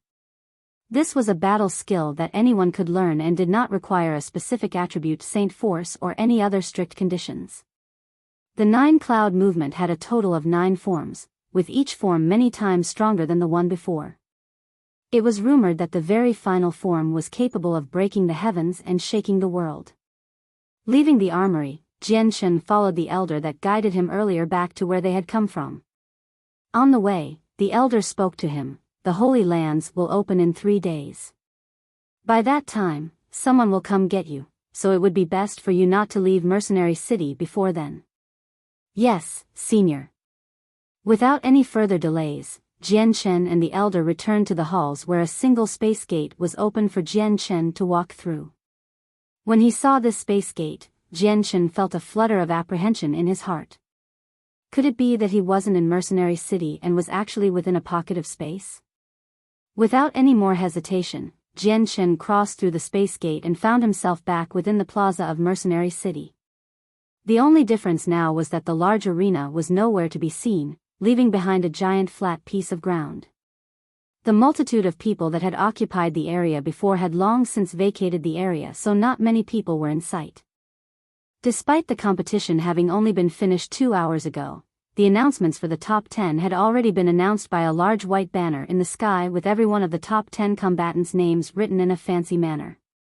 The number 1 person was Jian Chen with Czar in second place and Ming Dong in third. Look! The number 1 person from the gathering of the mercenaries, Jian Chen. Suddenly, a youth discovered the existence of Jian Chen and cried out in excitement. Hearing the youth's shout, everyone in the area suddenly turned around to look at the white-robed Jian Chen. Envy, jealousy, and admiration adorned the faces of everyone staring at him, and plenty of pretty, young females didn't bother to hide their eyes of adoration. Jian Chen was a handsome person with a handsome face, and so he was definitely a person that could lay claim to a girl's heart with his appearance. Right now, with the glory of being the king of mercenaries along with the recent show of his strength, he had already become the shining white knight for most girls. Chapter 342, The Departure of Ming Dong. Separating from the crowd, Jian Chen finally managed to get away from the multitude and return to the very first inn he had rested in. Within the tavern, countless of men were chatting while eating their meals. The topics in every single group revolved around the number 1 ranker in the gathering of the mercenaries, Jian Chen. Who would have thought that Jian Chen would seize the first place spot? I've heard he only has a strength around the first or second cycle Earth Saint Master level. For him to beat Czar, a 6th cycle Earth Saint Master with a radiant Saint Force, it's almost inconceivable. A middle-aged man with a refined look and a well-educated manner spoke. With a single look, the man could be taken to be a scholar. That's right, I didn't expect to see Jian Chen defeat Tsar. It cost me 3,000 purple coins. If I had known earlier, then I would have bet on Jian Chen. Another dowdy-looking man poured a cup of wine into his mouth with an indignant face from the memory of him losing 3,000 purple coins. Huh, young man, you've only lost 3,000 purple coins, so what? Compared to those who have gambled away millions of purple coins, your loss is nothing but a drop in the ocean. The scholar laughed. The 4 other mercenaries sitting at the table had one of the men give a long sigh. A heaven-tier battle skill. Even if I were to live out my entire life now, I would not be able to find one myself. For Jian Chen to be able to obtain one so easily, I am envious of him. Big brother, we were just born in the wrong time. Otherwise, we would have been able to participate in the gathering of the mercenaries as well. You wish. Do you think first place is that easy to obtain? Did you not see those that were far stronger than us participate and be eliminated before they could enter the top 10? Even if we were participants, it would be a miracle for us to enter the top 100. That's right, we aren't all that strong, so it's best not to think about these things. The Tianyuan continent is quite large and has no shortage of geniuses. Each one has been specially trained since young, so their strength should be strong enough to become an Earth Saint Master at a young age. Furthermore, they have access to the most profound battle skills and cultivation methods. Did you not see that Ming Dong? He was already able to use an advanced heaven-tier battle skill at his young age, and yet he was still only 3rd place. I'm sure that first place Jian Chen is strong enough to even fight against Heaven Saint Masters. From the chatter of everyone around, the majority of the people were envious and full of admiration for Jian Chen. But then, a sharp-eyed fellow had noticed Jian Chen walking in before crying out in surprise, "Everyone, look! Isn't that the winner of the competition, Jian Chen?" Upon hearing his voice, everyone immediately stopped eating and swung their heads to look at where the man had pointed. Each one looked on in shock at the white-robed Jian Chen. Within the previously loud inn, no one dared to make a sound. Jian Chen ignored all the gazes on him, since he had no interest in any one of them. With that, Jian Chen left for the upper levels of the inn. The moment Jian Chen disappeared, everyone in the inn immediately exploded with chatter. Jian Chen's in this inn? Do you think he's renting a room here? Jian Chen looks even younger than I thought. With one look, I could tell he is from a large family with a strong potential. Not only is he young and promising, but he is quite handsome too. At such a young age, Jian Chen was able to defeat the 6th cycle Earth Saint Master Tsar. His potential is truly unlimited. The heaven-tier battle skill and cultivation method Jian Chen won from the gathering of the mercenaries surely has to be on him right now. How envious. Pay attention to what you say so you don't get in trouble for it. Do you not have a filter on what words you speak out loud? A few of the inn residents continued to talk among each other. Even the busy waitresses hurriedly spoke to each other. Hurry up and report to the shopkeeper. The king of mercenaries, Jian Chen, is in our inn. This is a great event. Arriving at the 2nd floor of the inn, Jian Chen immediately walked to where Qin Zhao's room was. They had already prepared a private room where all sorts of exotic delicacies were prepared for him to congratulate him on his win. Seated at the dinner table already was Du Gufeng, Tian Muling, Qin Ji, Yun Zheng, Signorin, Ming Dong, Qin Shao, Qin Ju, and several others. Aside from them, the grand elder of the Tianqin clan could be seen waiting with a smile. Among all the people Jian Chen was familiar with, all of them except Huang Wan had gathered here. At the dinner table, everyone congratulated Jian Chen on his win. Even the grand elder of the Tianqin clan had changed his attitude toward Jian Chen to a more respectable status. Even Qin Ji and Tian Muling were given respect from him. That was also because the 3 outsiders of the Tianqin clan, Du Gufeng, Qin Ji, and Tian Muling, were all from 3 different factions with even more strength than what the Tianqin clan could afford to provoke. Qin Ji especially had a very extraordinary identity. After the meal, when everyone had left, Jian Chen and Ming Dong both returned to Jian Chen's room where Ming Dong spoke. In 2 days, Uncle Tian and I will go bring my father and mother here, so I will be gone for some time. That is no problem, be at ease. In 3 days, I will be leaving to enter the Holy Land for half a year. Jian Chen laughed as he waved his hand in a casual manner. Sitting by Jian Chen's side, Ming Dong asked, Jian Chen, I've known you for quite some time, but I don't know where your family is. Did you wish for me to bring some news to them? Jian Chen's expression immediately grew conflicted.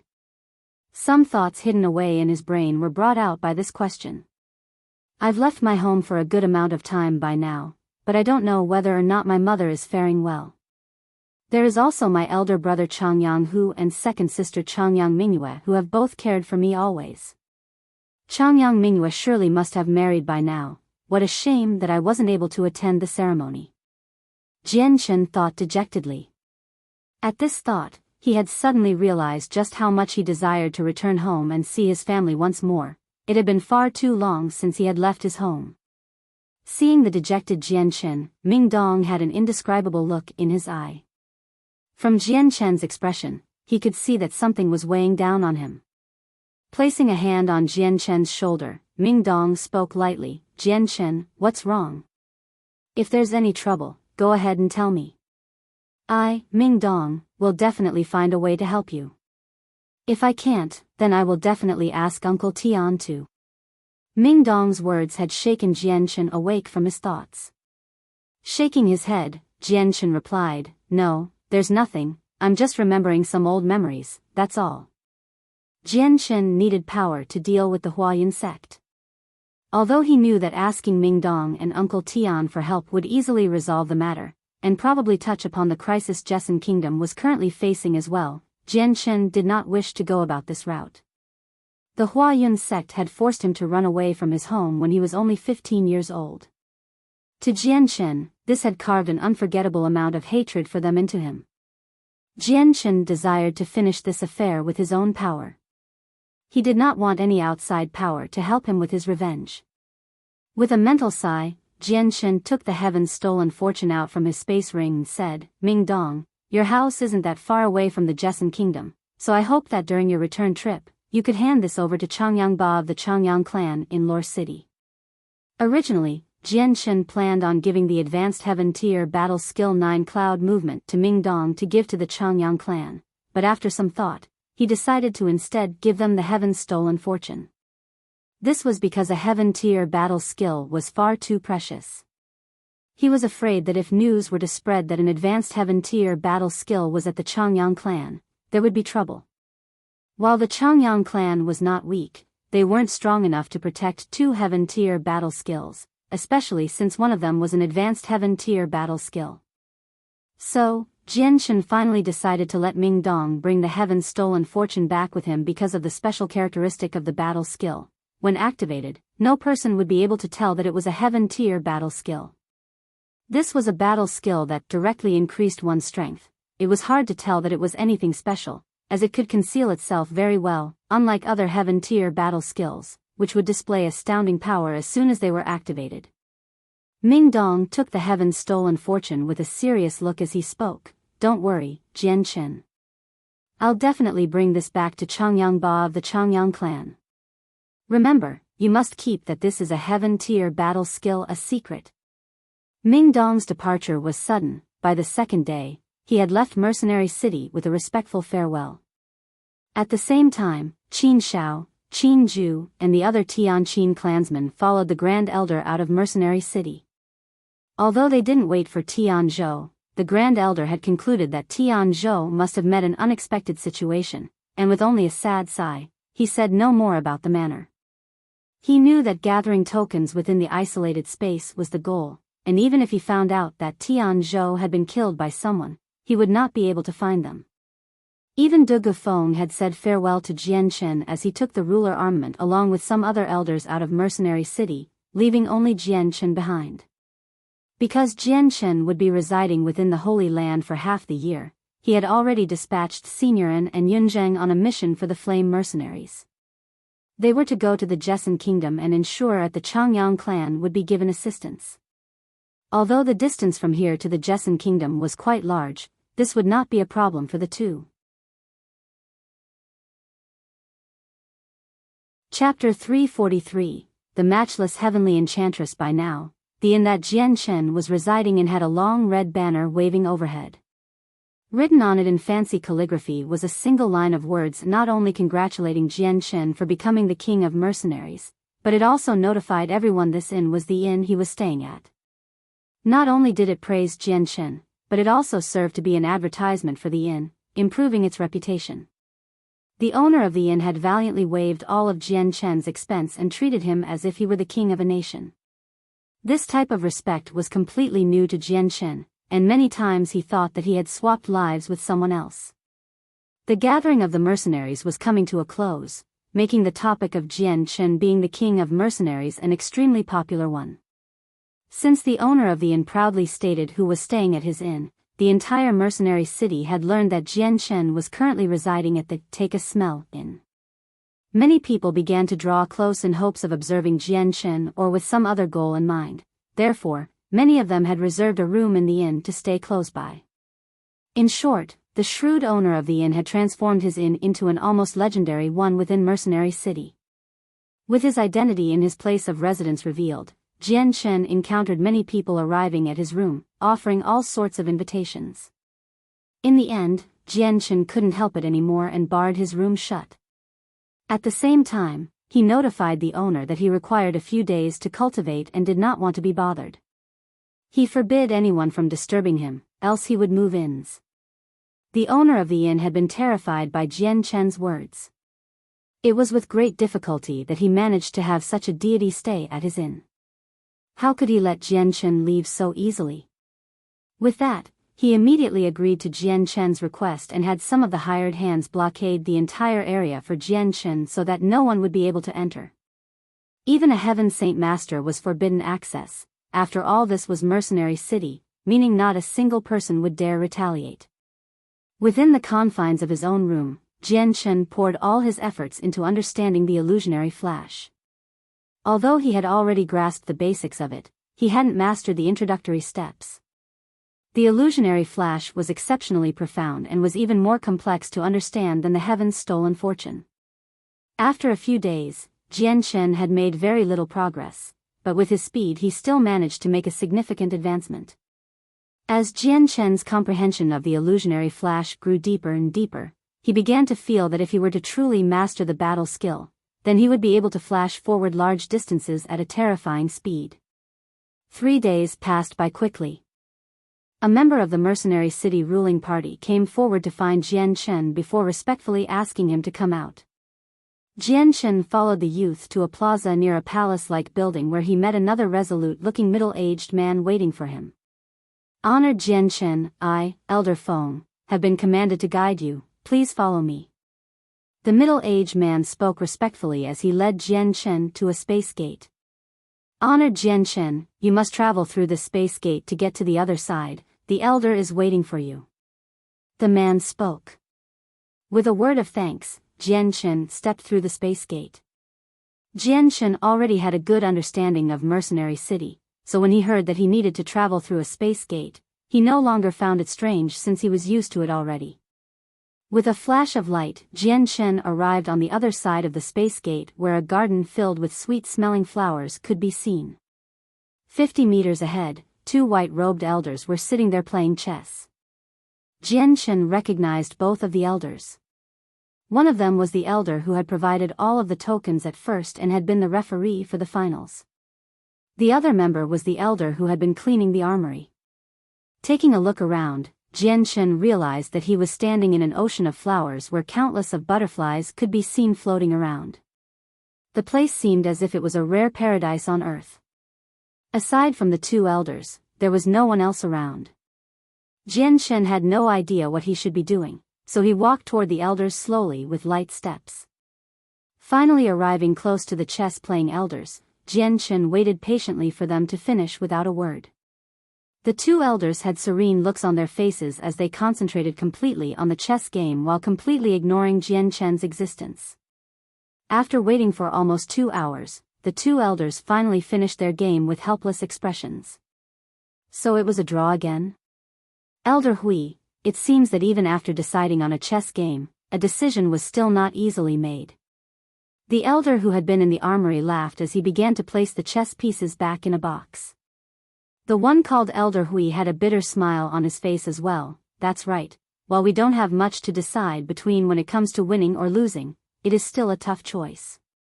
Quickly, the two elders cleaned up the area before standing up. The elder who had been in the armory, cleaning, looked up at the sky. It's about time for us to go. Elder Hui nodded his head. Then let us be on our way, youngster, follow us. He directed his final words toward Jian Chen.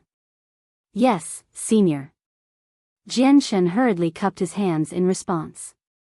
The two elders had to be peak heaven saint masters at the very least, especially the elder who had been a referee. Many times Jian Chen had fleeting thoughts that he was a saint ruler. To such a person, Jian Chen was but only a small dragonfly. Hearing Jian Chen call him senior, Elder Hui laughed. Youngster, you are called Jian Chen, correct? You may call me the 13th elder. As for the other elder, you may call him the 8th elder. There is no need to call us seniors. Yes, elders. Jian Chen cupped his hands hastily.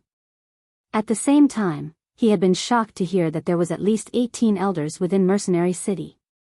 Following the two elders through the flowery world, Jian Chen finally arrived at another large space gate several kilometers down the road. At that moment, Jian Chen found himself in a desolate area where a large sacrificial platform could be seen with thousands of memorial tablets. By the platform, there were already 8 people who were staring absent-mindedly at the tablets. From the 8 men, there was a single middle-aged man, a 40-year-old woman, an elder who looked to be a 70 or 80-year-old grandmother, and the rest were all quite elderly themselves. It was as if the 8 people had returned to their original state where their presence had been held back. Each one looked quite ordinary and did not have a single characteristic of being unique in any way. These 8 are the elders of Mercenary City, each one of them holding a decisive amount of power. The 8th elder spoke. Growing serious, Jian Chen took a look at each one of them to confirm their identities. The way to the Holy Land will open in an hour, wait for now. Aside from us elders, there are still a few men from Mercenary City that haven't arrived yet. The 13th elder spoke as he and the 8th elder both walked toward the platform where the memorial tablets were. Without a word, Jian Chen followed behind with a strange look at the memorial tablets and a curious mind. At this moment, a sound could be heard from a long distance away as a cyan-robed woman with a zither could be seen flying rapidly toward Jian Chen and the rest. The woman was quite tall and her hair shined on her cotton robes. Her clear and bright eyes could be seen shining in a way as if they could steal souls. Her fingers gently and tenderly caressed the strings of her zither. With each step, her slim waist swayed to the side gently. Although her appearance was not yet clear to see, the light radiating from her could only indicate that she was a matchless beauty that could cause nations to fall at the blink of an eye. The woman gently walked toward the elders from Mercenary City. This woman has come to greet everyone. The woman's voice was extremely charming and bewitching, almost as if it was the music from the 9th heaven instead of being from the secular world. Hearing the woman speak, Jian Chen instantly grew muddled in the head. He had never heard such a beautiful voice before. It was an unspeakable sensation that shouldn't exist in this world. Hearing the voice, the other elders slowly turned around before cupping their hands with a smile. It has been 50 years, but the heavenly enchantress still remains as beautiful as ever. One of the elders said. The cyan-robed woman smiled. 15th elder is too kind. Heavenly enchantress, it has been 50 years. You look even more beautiful than before. The middle-aged woman spoke as she looked at her with a breathtaking eye. The matchless saint of the zither, the heavenly enchantress. A beauty that would bring the moon to shame and can captivate even the birds and beasts. The fairy of the Tian Yuan continent with beautiful grace. With one word, hundreds of flowers grow ashamed of themselves. One of the elders laughed. Hearing this, the other men had small smiles on their faces as they too began to praise her. Heavenly enchantress? Saint of the zither? Could it be that this woman is the very same heavenly enchantress spoken of by the second miss of the Tianqin clan? Jianchen thought with shock as he looked at the stunning woman with a great wave of emotions running through his heart. Chapter 344, Entering the Holy Land. Judging from the news given to Jianchen from the second miss of the Tianqin clan, the heavenly enchantress was a legendary figure on the Tianyuan continent. She was capable of causing a nation to fall with her beauty that was deemed extremely unique. Her ability with the zither was peerless and possessed the zither of the demonic cry that could bring any other expert of the zither to shame with her songs. Even her opponents would be entranced by the melodic songs and would have their souls erased before their bodies would follow suit. Aside from that, the heavenly enchantress had prevented a war between two countries with a single ballad over the battlefield, causing the 100,000 soldiers on both sides to fall asleep for 3 days and 3 nights. A truly fearful feat. The heavenly enchantress had become a saint a long time ago, as well as being a saint ruler. A person like this was already standing at the top of the continent and overlooked the others. What Jianchen hadn't imagined was that he would be able to see the once-in-a-generation saint ruler, the heavenly enchantress. This was something that had moved Jianchen's emotions. After all, a saint ruler was right in front of him, even more than that, but this woman was a living legend. The heavenly enchantress had her facial features hidden, but it did nothing to hide the outline and her body. Not only was she quite tall, but her beautiful body was indescribable. One could choke from her beauty, as it seemed as if she was not meant for this world. And even Jianchen had found it hard to move his eyes away from her the moment he locked onto her, as if she was the only person in the world. The surrounding world seemed to have lost its color while she was the only focal point left. Then, the heavenly enchantress had discovered Jianchen's gaze and turned to look at him with a surprised look on her face as she spoke with a heavenly voice. "Elders, this must be the king of mercenaries, correct?" The 8 elder laughed. "The heavenly enchantress guesses correctly. He is called Jianchen and is our king of mercenaries. Although he is only a first cycle Earth Saint Master, his fighting strength is not weak at all." Nodding her head, the heavenly enchantress spoke no more, as if she lost her interest in him. Switching her gaze over to the memorial tablets, her eyes suddenly grew distracted. Seeing just how the elders were speaking to the heavenly enchantress as if they were her equal, Jianchen was astonished. He couldn't help but think to the words the 13th elder had said. The Holy Land was a place that only saint rulers could enter, and if one who was not a saint ruler wanted to enter, then they would have to be the king of mercenaries. Then does this mean these elders here are all saint rulers at the very least? Even the 113th elder who had been in the armory is a saint ruler too then? Jianchen thought to himself in shock. For there to be 10 saint rulers, Mercenary City was far too strong to believe then. Afterwards, the elders came up one after another to introduce themselves to Jianchen. As Jianchen grew to understand their identities, he realized that aside from the first 2 elders, the rest were all affiliated with other powers but had a friendly relation with Mercenary City. Right now, aside from Jianchen, there was 26 people of both genders.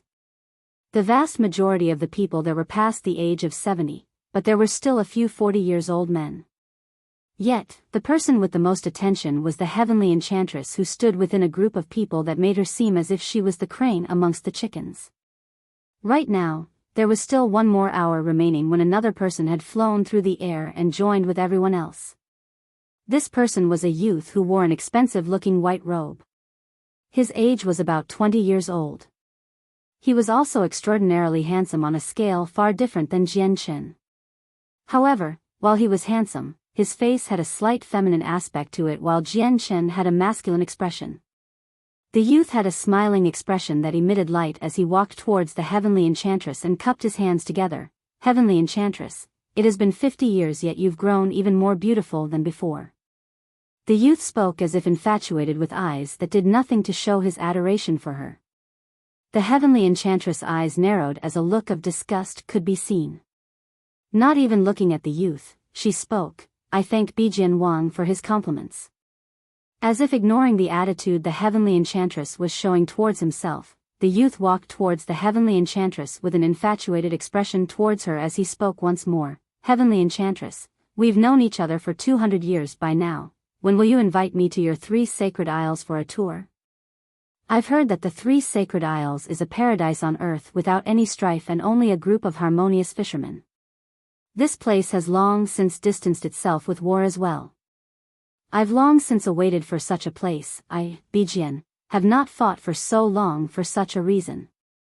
Each one of the elders looked on at this conversation with a helpless face. They all knew that Bijian had admired the heavenly enchantress. Back when Bijian had been a middle-aged man, when he had came across the heavenly enchantress, it had been love at first sight. Using a secret method, he had managed to rejuvenate his face back to his youth so that he could win her affection. Unfortunately for the love-starved wolf, the heavenly enchantress had ignored Bijian's enthusiastic attempts in trying to win her love. As time went on, however, she had eventually came to loathe him. My apologies, Bijian Wang, my 3 sacred isles is accepting no one. Her voice was as cold as ice now. As if encouraged, Bijian Wang had an innocent look on his face. Heavenly enchantress, could it be that even I am an outsider too? Naturally, spoke the heavenly enchantress without taking a second to think while simultaneously giving no face. Seeing the icy cold attitude of the heavenly enchantress, Bijian Wang had a helpless look on his face as he faced the skies and sighed. Afterwards, he walked by the heavenly enchantress' side without another sound. In his pursuit of her, even after so long without success, he did not give up.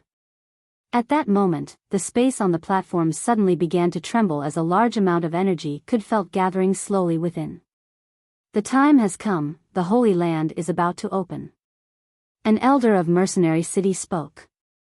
Everyone's gaze was sucked towards the space where the energy inside was growing richer and richer in density as well as intensity. At last, the space suddenly seemed as if it was starting to distort. A few moments later, the large amount of energy already gathered there had reached a limit, causing the space to rip apart to reveal a 3 feet wide door made of chaotic space that could not be seen through. The gate to the Holy Land has opened, everyone please walk in. An elder of Mercenary City spoke with a respectful tone before walking slowly towards the gate and then disappearing into the chaos. Suddenly, the other elders of Mercenary City bowed towards the gate to the Holy Land before disappearing inside. When all of the elders from Mercenary City had entered through the gate, the saint rulers from outside the city bowed respectfully at the gate before walking through it as well. Jian Shen was the last one to enter, although he had no idea why everyone had bowed at the gate before entering, but he too followed suit and gave a bow to the gate before stepping into the chaotic gate to the Holy Land. Just as Jian Shen had reappeared, he had found himself standing on a bright ray of light. The atmosphere in this area was far different than before, as it felt as if it was rather moist. Taking a look around, Jian Shen was startled to find out there was no sky to be seen in this area. The entire area 100 meters above was a single slab of stone that extended as far as he could see as if it was scooped from the stomach of a mountain. And right in the middle of the ceiling, a single crystal could be seen overhead with a dim light that seemed to fluctuate with energy.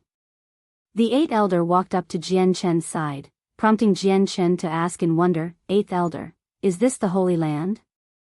The 8th elder nodded his head, that's correct, this is the Holy Land. I am sure that you can see that we are within the stomach of a mountain, the Holy Land is indeed here. The founder of Mercenary City, Mo Tianyun himself had created a single space within the city as a way to reach the Holy Land. That would come to be known as the Gate to the Holy Land, and aside from that method, there is no alternative route to get here. Jian Shen took a look at the Holy Land. He had no idea that Mo Tianyun would somehow be connected to the Holy Land. Just then, the 8th elder looked at the floating crystal suspended overhead and slowly raised his hand as if he was being attracted by a sudden force of attraction. Slowly, the crystal began to slowly float towards the elder's hand before finally making contact with it. Observing the item, Jian Shen could see that it was a conical-shaped crystal around the size of a thumb and yet sparkled with a bright light from its transparent body. The energy that flowed from it was remarkably pure, as if the entire crystal itself was completely pure without a single taint. 8th elder, just what is this object? Jian Shen couldn't help but ask curiously. Chapter 345, cultivation in the Holy Land. This item is something that is produced within the Holy Land. Every 50 years, another one of these will be made. This is something we call mercenary's heart, and is given to every single king of mercenaries in secret every 50 years. The 8th elder explained. The mercenary's heart is made of the special energy condensed within the Holy Land. If it is absorbed, then not only will one's strength be increased rapidly, but it will also increase one's spirit. As long as one is not a saint ruler, then their strength will achieve a great amount of progress and improvement. Handing over the mercenary's heart to Jian Chen's hand, the 8th elder spoke, "Take this and swallow it before you go off somewhere and refine it. You will see that you will make an extreme amount of progress." "Yes, 8th elder." Jian Chen had no hesitation as he immediately placed the mercenary's heart into his mouth and swallowed. Bear in mind, the mercenary's heart must be refined within the Holy Land. If it is taken out of the Holy Land, then the energy gathered within the mercenary's heart will quickly evaporate. The 8th elder warned Jian Chen. "This one understands. I thank the 8th elder for his warning." Jian Chen cupped his hands in thanks as his heart was still reeling with shock. This mercenary's heart was far too strange if it couldn't be taken outside and was completely useless for a saint ruler. But the strangeness wasn't all too bad. It was still given freely as a reward to every king of mercenaries, which was coincidentally the only non-saint ruler qualified to enter the Holy Land. The Holy Land has a total of 4 areas. In the first area, the time flow goes 10 times faster than the outside world. 10 months in there is 1 month in the outside world. If you wish to try to refine your saint force or try to comprehend any heaven tier battle skill, the first area is your best choice. The second area is best for understanding the 6 elements of the world. In that area, one could accomplish twice the work for half the effort, making improvements to one's strength quite rapid and effective. The third and fourth area is where the best part of the Holy Land are. The Holy Land's most precious items can be found there, such as saint-tier battle skills and even techniques of a senior generation that is comparable to a saint-tier battle skill. Those not of the saint ruler realm will find it hard to comprehend, and thus is useless to you. The fourth area is where we elders of Mercenary City have left behind all that we have learned and realized over our years. To you, they are useless because you have no hopes in even coming in contact with it, let alone being able to comprehend the absolute profoundness of them. Thus, the area that suits you best is the first area. You should cultivate there for half a year. It'll be the same as if cultivating for 5 years in the outside world. The 8th elder explained to Jian Chen. He had been the announcer for the gathering of the mercenaries, so explanations had been something he was in charge of.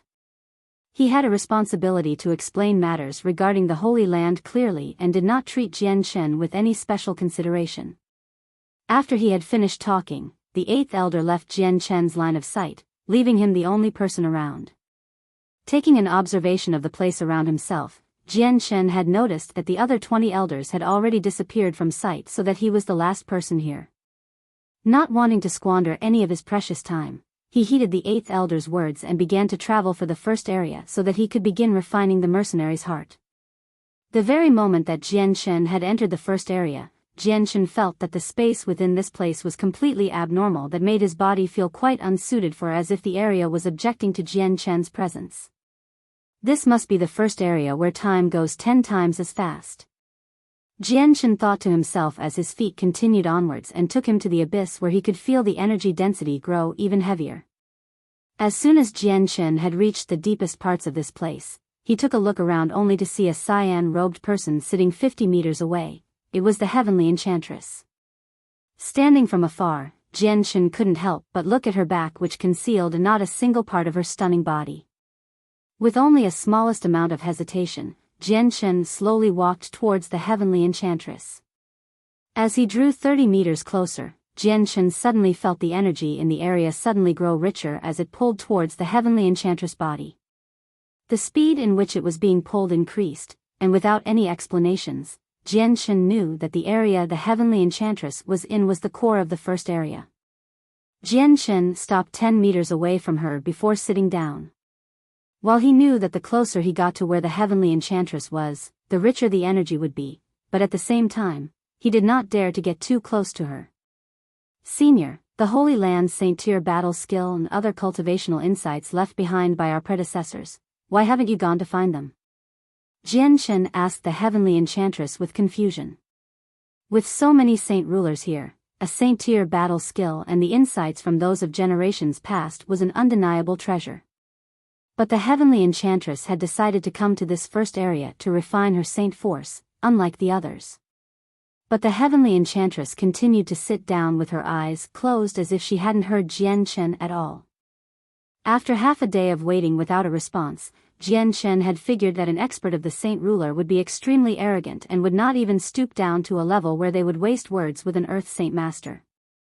Without bothering to ask any more questions, Jian Chen immediately closed his eyes and began to refine the mercenary's heart. I follow the path of the zither and use sound to fight. My road is different from the others, their battle skills and insights are unsuitable for me and provide no help. Just as Jian Chen had closed his eyes, the voice of the heavenly enchantress could be heard ringing in the air like the sounds of the song of heaven.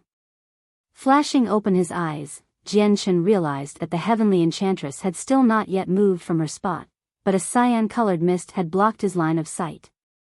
Without even waiting for a response from Jian Chen, the heavenly enchantress continued to speak. So you are the king of mercenaries. I am sure you have already obtained the mercenary's heart. It is a rare treasure that will surely bring about a great deal of change to your strength with fragments of the profound mysteries of the world inside it. The heavenly enchantress spoke with her eyes closed. I thank Senior for her words. Jian Chen cupped his hands together. There is no need to call me Senior, just call me Heavenly Enchantress. She spoke without the initial coldness from before. Afterwards, the heavenly enchantress spoke no more even after Jian Chen had asked several questions. With a dejected look, Jian Chen began to refine the mercenary's heart once more. The mercenary's heart was extremely magical. Absorbing and refining the energy within it was fast enough for his speed and spirit to make leaps and bounds, almost as if the mercenary's heart was hiding some sort of strange energy that Jian Chen could use to blend into his own body and strengthen him. Furthermore, there were even some of the fragments that the heavenly enchantress had spoken about. With 1 month inside the Holy Land being equal to 10 months in the outside world, Jian Chen had already spent 2 months inside before the mercenary's heart was finally refined. His strength by that point had made an extreme change, bringing him up to the 3rd cycle Earth Saint Master realm and was already on the verge of making the breakthrough to the 4th cycle. After this increment of strength, Jian Chen's spirit had also made a significant change. Compared to before, his spirit was 3 times as big as before, a drastic change that had made Jian Chen unbelievably happy. And once the mercenary's heart had been absorbed, Jian Chen's mind had many different slivers of mysterious rays of light that were hard to grab hold of.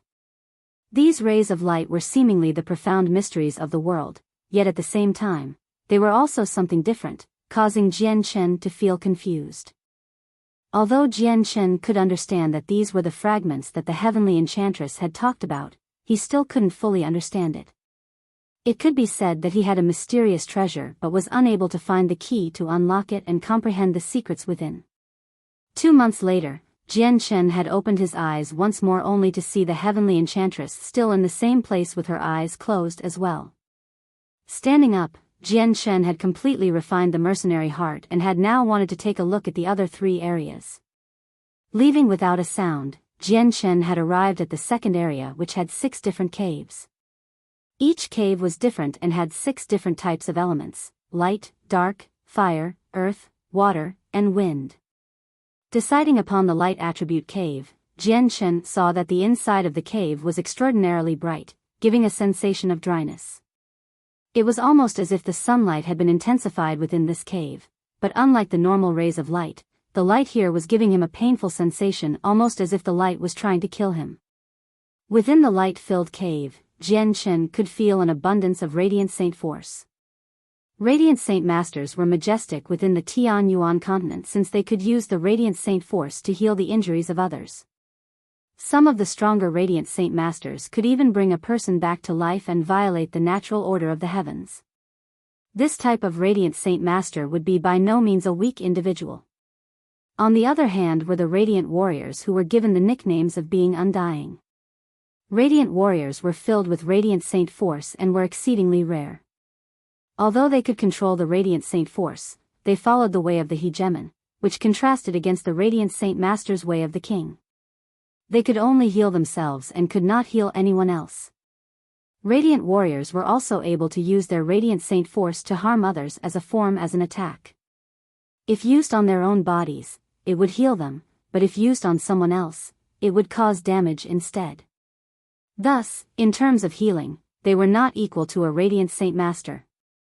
As for the light attribute cave, Jian Chen could feel both the soft rays of radiant saint force as well as the hard tyrannical ray of radiant saint force.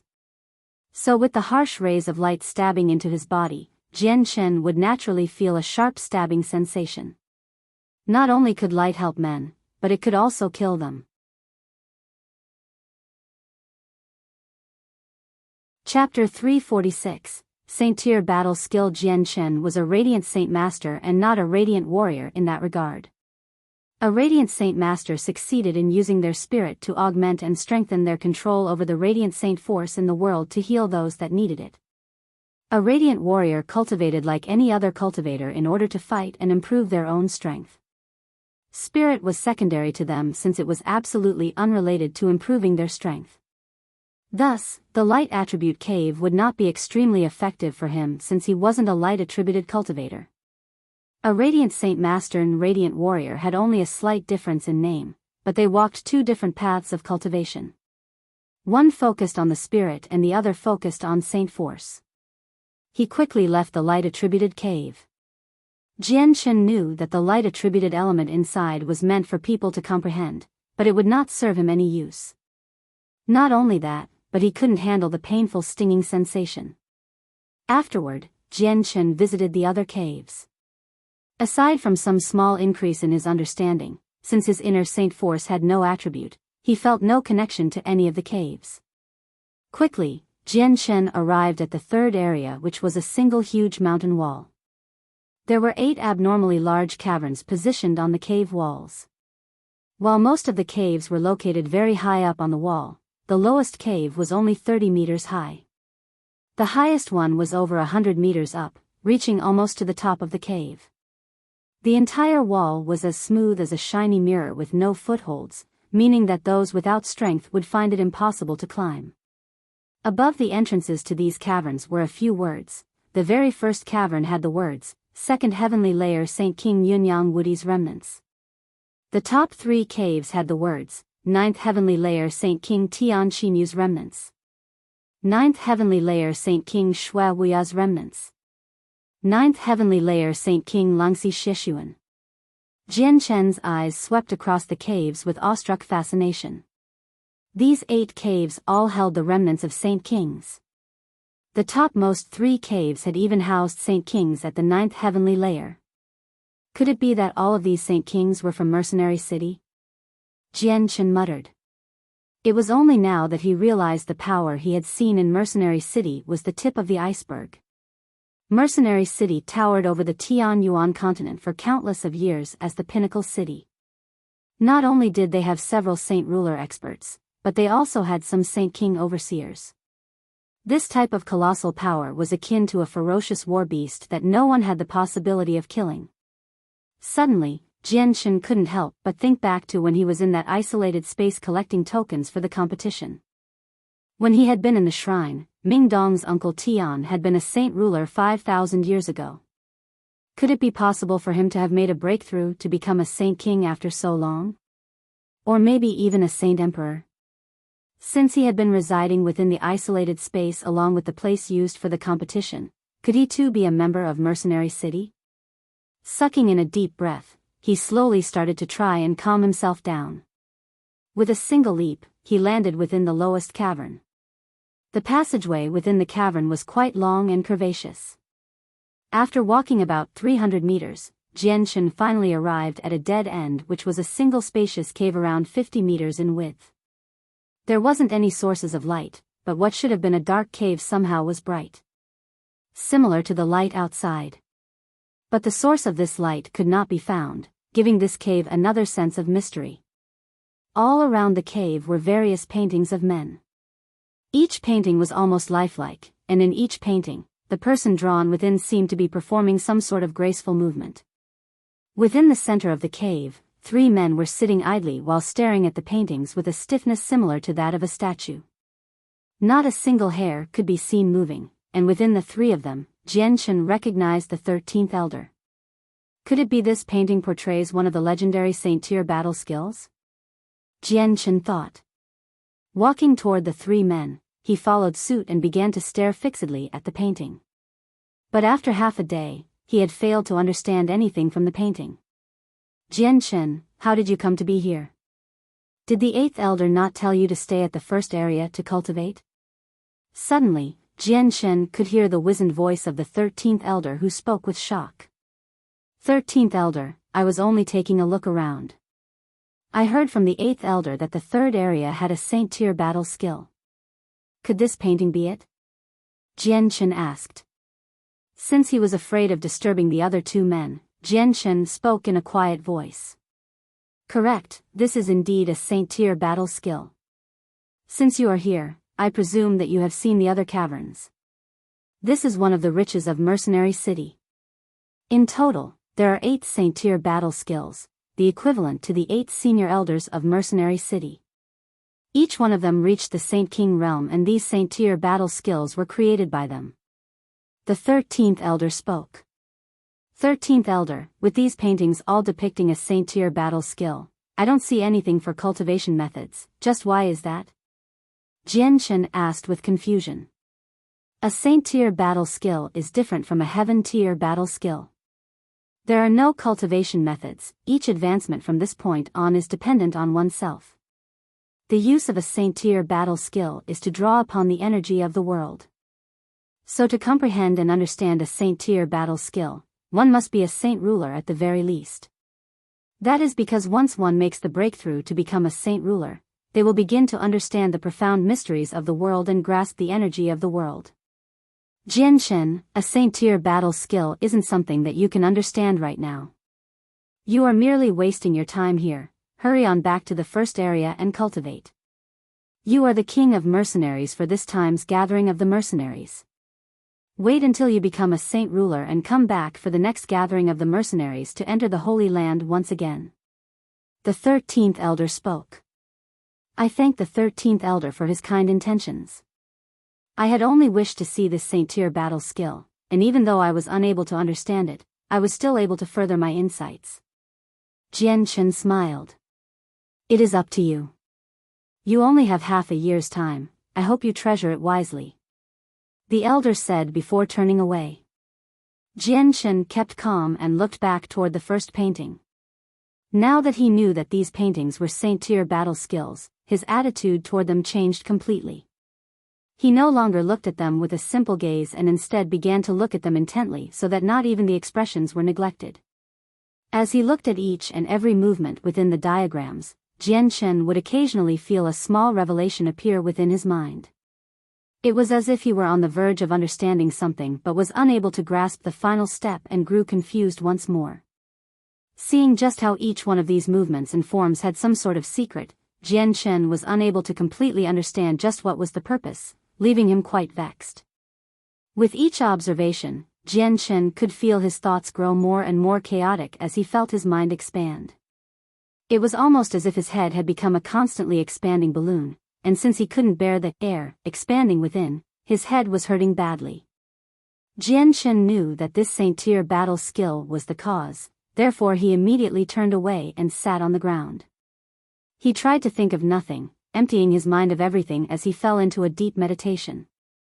After an unknown amount of time, Jianchen had finally regained control of his mind, allowing him to open his eyes and stare at the painting once more. Now Jianchen had a better understanding of the first painting. Slowly, he could understand that the people within the painting were like the heavens. They were representatives of the world, their movements were fused together with the world. Each move contained a profound mystery of the world, and each strike contained a profound theory, but that was something Jianchen didn't understand. However, when Jianchen had understood the first part, he could suddenly feel that this one strike displayed on the picture was quite simple and he could work it out. In one moment, he could feel that this move embodied many things, a simple strike that could have countless of variations. In another moment, he could feel that this move was akin to nature and harmonized the body with the world before shaping it. In the next moment, he could feel that it contained a terrifying amount of power that could scare demons and shatter the world. With such a simple-looking painting, Jian Shen was able to understand so many pieces of information. If the other saint rulers were to figure out that Jian Shen was able to grasp this much, their eyes would pop open in shock, and they would look at him with inconceivable looks. For an Earth Saint Master to gain so many insights after looking at a Saint-tier battle skill was an impossible task. If Jian Shen were to later have a grasp on the profound mysteries of the world, then understanding this Saint-tier battle skill was not too far out of his reach. In fact, establishing his own Saint-tier battle skill wouldn't be impossible either. As soon as this bit of information had traveled to Jian Shen's mind, his mind instantly grew chaotic once more as it swelled up, threatening to fracture at any moment. Jian Shen immediately closed his eyes once more and forced himself to calm down.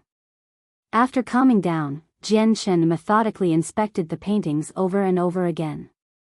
However, the only information he could gather from them was the fact that these simple paintings seemed to be filled with many mysteries. No matter how much he looked at them, he was unable to progress. Thus, he could only stop here. If he tried to push on, he would get a splitting headache, his thoughts would go berserk, and his thought processes would slow down. It seems that being unable to grasp the mysteries of the world causes one to be unable to understand the Saint-tier battle skill. I can sense that this move is filled with many things, but I cannot understand the concepts. Could it be that the profound mysteries of the world are not enough? Jian Shen thought to himself. With one of the legendary Saint-tier battle skills right in front of him, but he himself unable to comprehend the meaning behind it, left Jian Shen feeling unwell. Chapter 347. Leaving the Holy Land, Jian Shen left the first cavern and visited the other 7 caverns. Each one contained its own Saint-tier battle skill. Without any exceptions, each battle skill was illustrated on paintings that required the cultivator to comprehend it by themselves with no instructions. A Saint-tier battle skill was not like a Heaven-tier battle skill. Heaven-tier battle skills were written using words, and required only a strong amount of practice in order to grasp the fundamentals. They also required time to initialize. A Saint-tier battle skill was completely different. This required one's own ability to understand. So if one was unable to comprehend the Saint-tier battle skill in their hand, it would be useless. A Saint-tier battle skill was complicated and mysterious. A single Saint-tier battle skill could have hundreds of paintings, and each form depicted on them could hold many different mysteries. Some only had 3 paintings, but each one held mysteries that could shatter the heavens and annihilate the earth. When looking at the pictures, the people drawn within the paintings seemed almost as if they were alive. Each one carried a world-shaking power. If one didn't have a certain base level of strength, they would not be able to endure this incorporeal presence. Even Jian Shen had felt an indescribable amount of power coming from the paintings, causing him to spit out blood. Even just the grace of the paintings was enough to inflict damage on Jian Shen.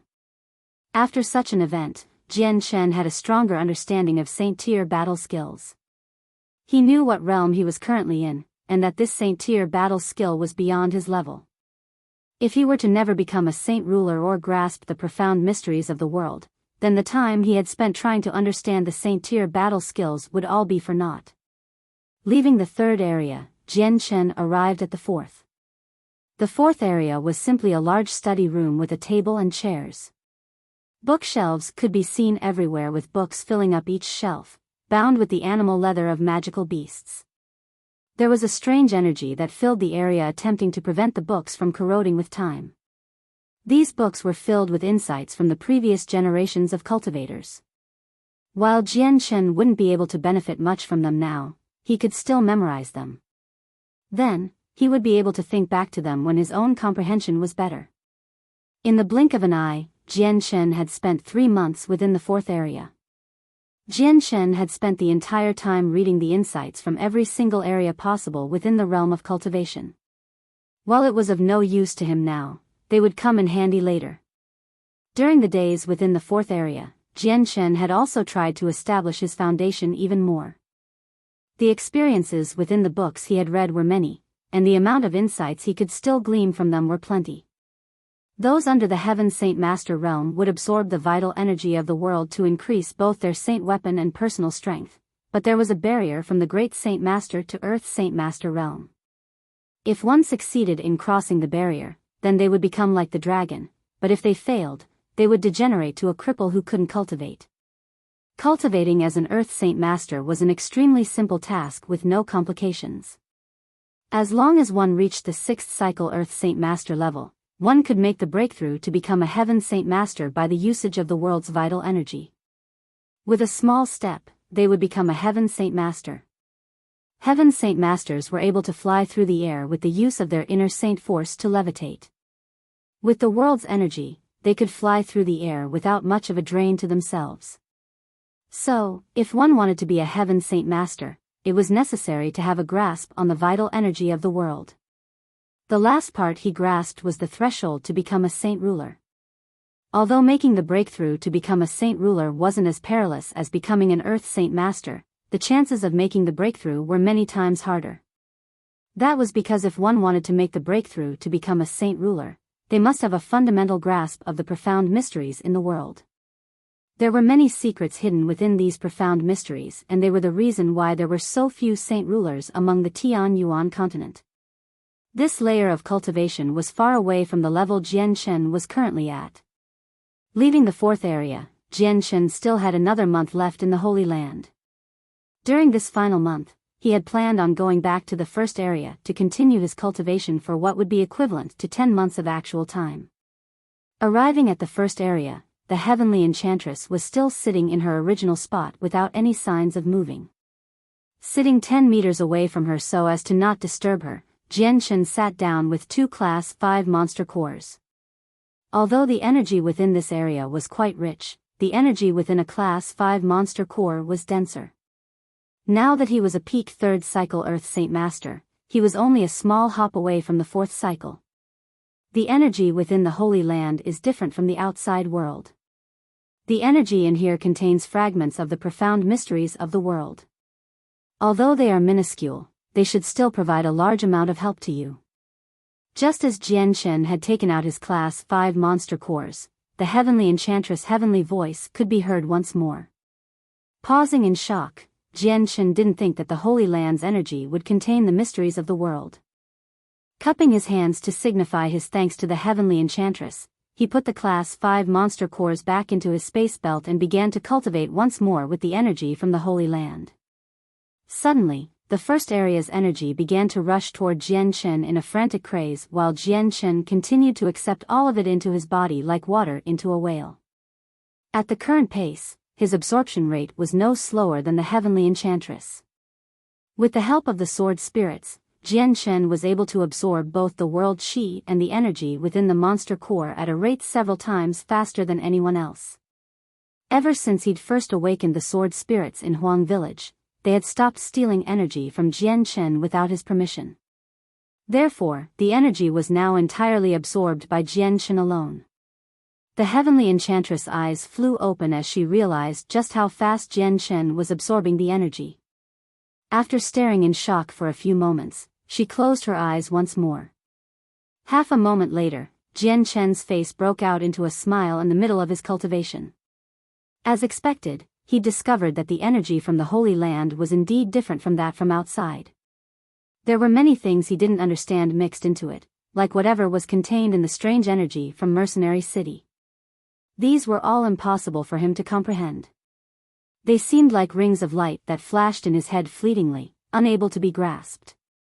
Such things were no longer strange to Jian Shen, these were precisely the profound mysteries of the world, the level that he could not yet touch. This realization made Jian Shen happy. Spending the rest of his time in a deep cultivational meditation, he began to absorb some of the fragments of the profound mysteries of the world. Originally, he had planned to try and study the illusionary flash, but with this newfound discovery, he completely ignored that previous notion. Quickly, Jian Shen had spent the last 10 months of his time in the first area of the Holy Land. His strength had already reached the 4th cycle Earth Saint Master, and in those 10 months, Jian Chen's comprehension of the profound mysteries of the world had substantially increased. His mind was like a world of spirits, and the profound mysteries were like a divine light that would occasionally shine. Sometimes, a strange thought would occur in his mind, but Jian Chen had never been able to fully grasp just what the thought meant. At times, his thoughts would be vague as he tried to comprehend them, but they were mysteries for a reason. With the help of the fragments he had already, Jian Chen was able to establish a strong foundation of the profound mysteries. In his current state, even if he were to absorb any more of the fragments, he wouldn't be able to understand the current fragments. Today was the day that half a year had passed. The 8th elder appeared by Jian Chen's side and spoke, "Jian Chen, it has been half a year. Follow me and I'll guide you out." Sighing with some regret, Jian Chen had finally recognized the benefits of the Holy Land. The first area was capable of allowing him more time to understand the profound mysteries. Now that he had a good understanding of the benefits of this place, he was reluctant to leave. If only I could just stay here. Jian Chen sighed at that thought. He knew that his wish was impossible, thus he could only follow the 8th elder and depart from the first area. Seeing Jian Chen's reluctant face, the 8th elder couldn't help but laugh. "Jian Chen, are you unhappy to leave the Holy Lands? This place is truly a treasured area if even saint rulers are attracted to this place so badly. You needn't worry, with you being this time's king of mercenaries, you'll have an opportunity to enter the Holy Lands once more at the next gathering of the mercenaries after you become a saint ruler. Each time the Holy Land opens every 50 years, you may remain inside for 5 years. One can stay in here for 5 years? Then why was it that I am only able to stay for half a year?" Jian Chen asked with confusion. The 8th elder laughed, "Only a saint ruler is qualified to stay for 5 years. Even the number 1 ranking person in the gathering of the mercenaries is only qualified to stay for half a year. That is the rules of our mercenary city." Jian Chen could find no faults in those words. The Holy Land was their territory after all. Anyone that wanted to enter the Holy Land had no right to dictate the rules as they personally saw fit. Afterward, the 8th elder took Jian Chen to a space gate and left the Holy Land with him.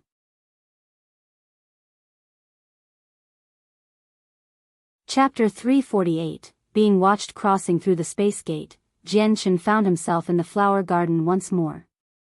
Flowers bloomed everywhere within a 50-meter radius, and the pavilion in the center towered over him as if it were bathing within the field of flowers. Jian Chen wasn't unfamiliar with this place. He had seen it once before.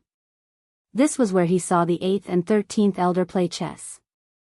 A flying figure quickly made its way toward Jian Chen before falling to the ground. It was a frail-looking middle-aged man that seemed quite scholarly, one who enjoyed reading more than anything else. This man wore white robes with grandiose stitching and his eyes shone brightly with liveliness. Seeing how this man had just been soaring through the sky, Jian Chen could tell that he was a heaven saint master. Without any neglect and respect, the man cupped his hands together and spoke politely, "You must be Jian Chen." Quickly swallowing the surprise back down his throat, Jian Chen nodded his head, "Correct, I am he. The elder ordered me to come and collect you, please follow me." The middle-aged man replied. With a wave of his hand, Jian Chen suddenly felt a formidable amount of energy envelop his entire body before he began to levitate through the air along with the middle-aged man. Could this heaven saint master be able to control the energy of the world? Jian Chen couldn't help but think about this. Although he was calm on the outside, he was furiously trying to figure out how the energy that was enveloping him worked. The man was only traveling 10 meters above the ground, but the speed in which they were traveling was still very fast. Not long later, Jian Chen and the man reached yet another space gate. Descending down to the ground, the middle-aged man spoke, "You can leave from here." Jian Chen returned the way he came, through the space gate. He found himself in the plaza where the gathering of the mercenaries had taken place. Suddenly, a person came walking out from one of the halls. It was the crane-haired elder. Handing him a badge, the elder said, "This is the emblem of the king of mercenaries. It is made of a special material and has been interwoven with arrays so that when Saint Force is used to activate it, the vital energy of the world in a 10-kilometer distance will be absorbed into it for later cultivational usage. Jian Chen's heart leaped into his throat as he immediately thought about the Flame Mercenaries and Changyang clan. This would definitely be a great boon for the two. Taking the emblem carefully into his own hands, Jian Chen left the halls under the supervision of the commanding officer and walked out onto the streets. Jian Chen tilted his head up to look at the sun overhead with a happy expression. After spending a long time within the Holy Land with no sun, Jian Chen felt comforted by the sun rays basking his body in its light. By now, half a year had already passed since the gathering of the mercenaries had ended and the entire mercenary city had already gone back to its normal everyday life with the exception of the season being hotter than before. However, the steady stream of people going in and out of the city was still there. Mercenary City was the holy city for mercenaries and merchants alike. Each of the 4 seasons was always a busy season and many people traveled to the city. By now, winter had already passed and summer was fast approaching. With the scorching sun bearing down on the ground, it was already like the top of a burning slab of iron. Since Jian Chen had spent a long time within the dark and damp holy grounds, he quickly found himself dry and thirsty. Walking to the middle plaza of Mercenary City, the plaza was now a 4-way intersection for everyone to cross. It was not as lively as it was half a year ago, but it still had many magical beast riders walking on the streets. As for the founder of Mercenary City Mo Tianyun, his statue stood tall and stared up toward the sky with a real-life-like figure. By now, Jian Chen had already stored away some fragments of the profound mysteries of the world within his head. The statue of Mo Tianyun was completely different before compared to his eyes now. To him, the statue seemed to be completely filled with an endlessly profound mystery. Even the seemingly normal hands of the statue were filled with a strange substance that made the statue seem more lifelike. At the same time, it seemed as if the statue was harmonized with the world completely. After a moment of careful observation, Jian Chen finally regained his bearings and respectfully bowed toward the statue before leaving the area. His understanding of Mercenary City was growing more and more, causing Jian Chen's respect of Mo Tianyun to deepen as well. Aimlessly roaming around the streets, Jian Chen finally entered an inn so that he could sit down and eat a meal. After residing within the Holy Land for so long, he hadn't a single thing to eat in ages.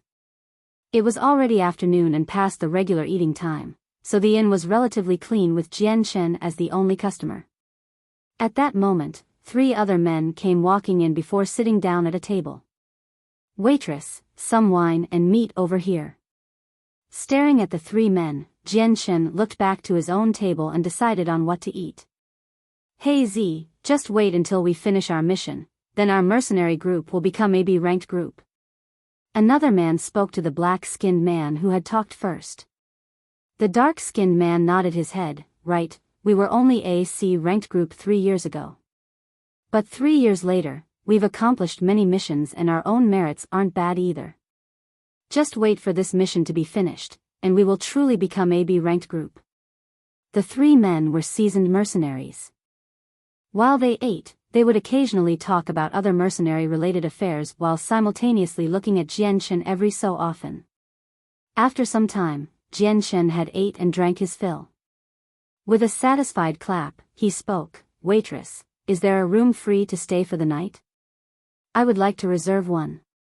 Jian Chen spoke as he placed a purple coin on the table. "Yes, sir, we'll prepare a room for you right away, please wait one moment." The waitress retrieved the purple coin with a smile and immediately left to make preparations.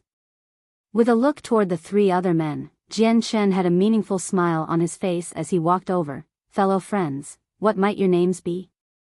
Jian Chen's sudden movement toward them had caught the 3 off guard, but they quickly recovered and had one man cup his hands with a smile. "This one is called Jian Hua, and these 2 are my close friends, He Zi and Bao Yu." I could tell that fellow brother's chi was quite unordinary. "What might be your name?" "I am called Jian Chen." Jian Chen smiled. Hearing that, the 3 men instantly grew shocked. With an incredulous look, the one called Jian Hua turned to look at Jian Chen with doubt. Could you mean that you are the Jian Chen that won the gathering of the mercenaries half a year ago? I am he. Jian Chen's smile had a strange look to it. Ah, so you are Jian Chen, how disrespectful of me. Truly disrespectful.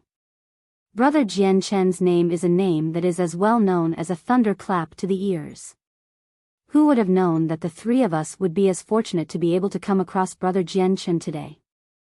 Jian Hua boomed outward with a respectful manner as the other two hurriedly cupped their hands in a respectful salute. Seeing their attitudes, Jian Chen revealed a cold smile on his face. Fellow friends, spare me your theatrics. Speak of your plans right now. Hearing this, the three men looked at Jian Chen with shock and vacant stares.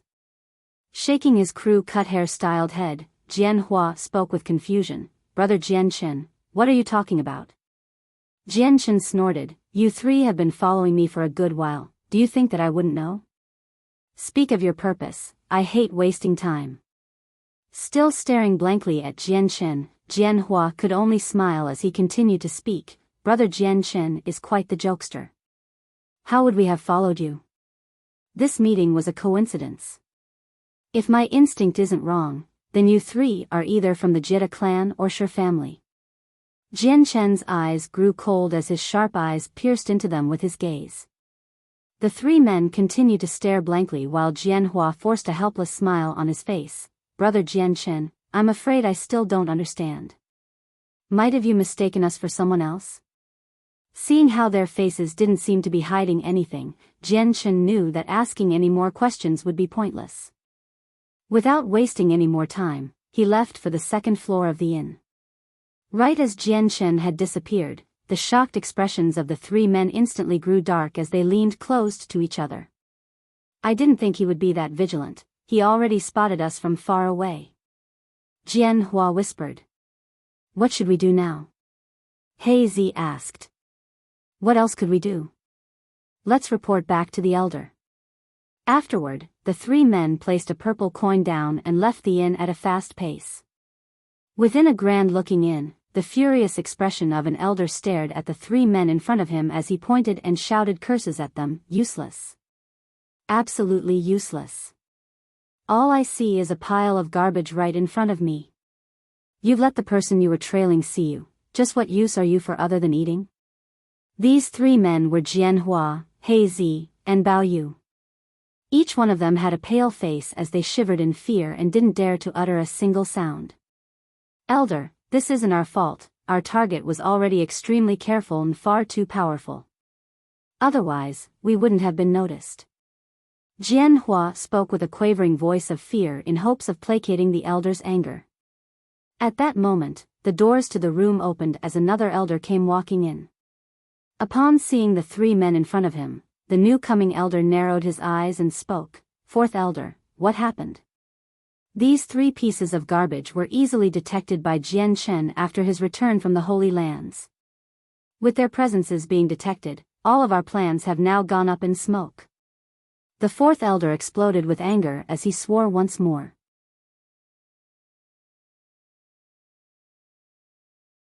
Chapter 349. A conversation. Hearing the words of the fourth elder, the newly arrived elder grew serious as he whispered, It can't be, although we haven't come across him before, he was still able to spot us. That is an exceptionally smart mind with a cautious character. Now that he knows we are watching him, unless he is sure he can escape our grasp, he will definitely refuse to leave Mercenary City. But that's just it.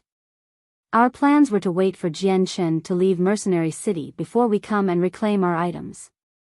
But at the most critical moment, these three pieces of trash ruined it all. Now Jian Chen knows that we are watching him, he won't dare leave the city now. The fourth elder spoke. If I had known Jian Chen's skills at detection were so high, I would have tracked him myself.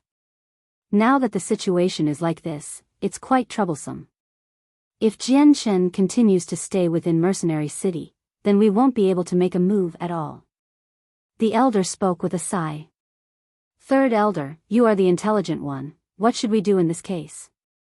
The fourth elder calmed himself down. The third elder's eyebrows creased together in thought as he muttered, this Jian Chen was able to become the king of mercenaries with relative ease. A person like this is by no means ordinary. Since he knows that we are currently watching him, there is no need for us to be secretive about it anymore. Third Elder, let us go talk with him and see if there is any way for him to hand over the seal of Treasure Mountain to us. As for the death of the third young lord, we can wait another day. At the very least, we can recover the ruler armament. The fourth elder nodded his head. I thought as much. The family head was far too greedy. If only he hadn't wanted the third lord to try and take the Solunar Bao from the Huang family during the competition. In the end, we didn't obtain the Bao and the seal of Treasure Mountain was lost to us. This is truly a disgrace. Forget it, fourth elder. There's no use trying to think any more about this matter. Right now we should meet with Jian Chen and hope that we can reclaim the ruler armament. Here, eat this. The third elder spoke as he handed a red pill toward the fourth elder. The fourth elder had a lot of trust in the third elder, and so without any more questions he took the pill and swallowed it. Afterward, the two elders headed toward the inn Jian Hua had explicitly said housed Jian Chen. At this moment, Jian Chen was on his bed and was studying the illusionary flash once more. The moment he sensed the elders, he opened his eyes and stared at them. The third elder stared at Jian Chen for a moment before paying a compliment. No wonder you are the king of mercenaries with such a talent like this. Jian Chen, we are from the Shi family. If our third Lord Shi Xiangran has ever offended you in the past, we would sincerely like to apologize to you and hope that you do not take this personally. Since the other party had not been rude to him, Jian Chen returned the smile. Senior is too polite. For such a small matter, Jian Chen, have already forgotten about it. As long as no one else looks for trouble with me, then I will not recklessly declare anyone as my enemy. The fourth elder nearly rolled his eyes at Jian Chen's words as he cursed him internally. Jian Chen had killed their third lord and had also stolen the Shi family's seal of Treasure Mountain heirloom. Therefore, it was only natural that the Shi family would chase after Jian Chen. The third elder laughed. Brother Jian Chen is really courageous. I wonder if you are willing to return the seal of Treasure Mountain to our Shi family? We should exchange our weapons of war for gifts of silk. After all, the seal of Treasure Mountain cannot be activated without a combination of our Shi family's blood and a special, secret technique. It's useless in your possession, and it would make our Shi family feel extreme resent toward you. This will greatly impact your relationship with us. Can you please consider our offer?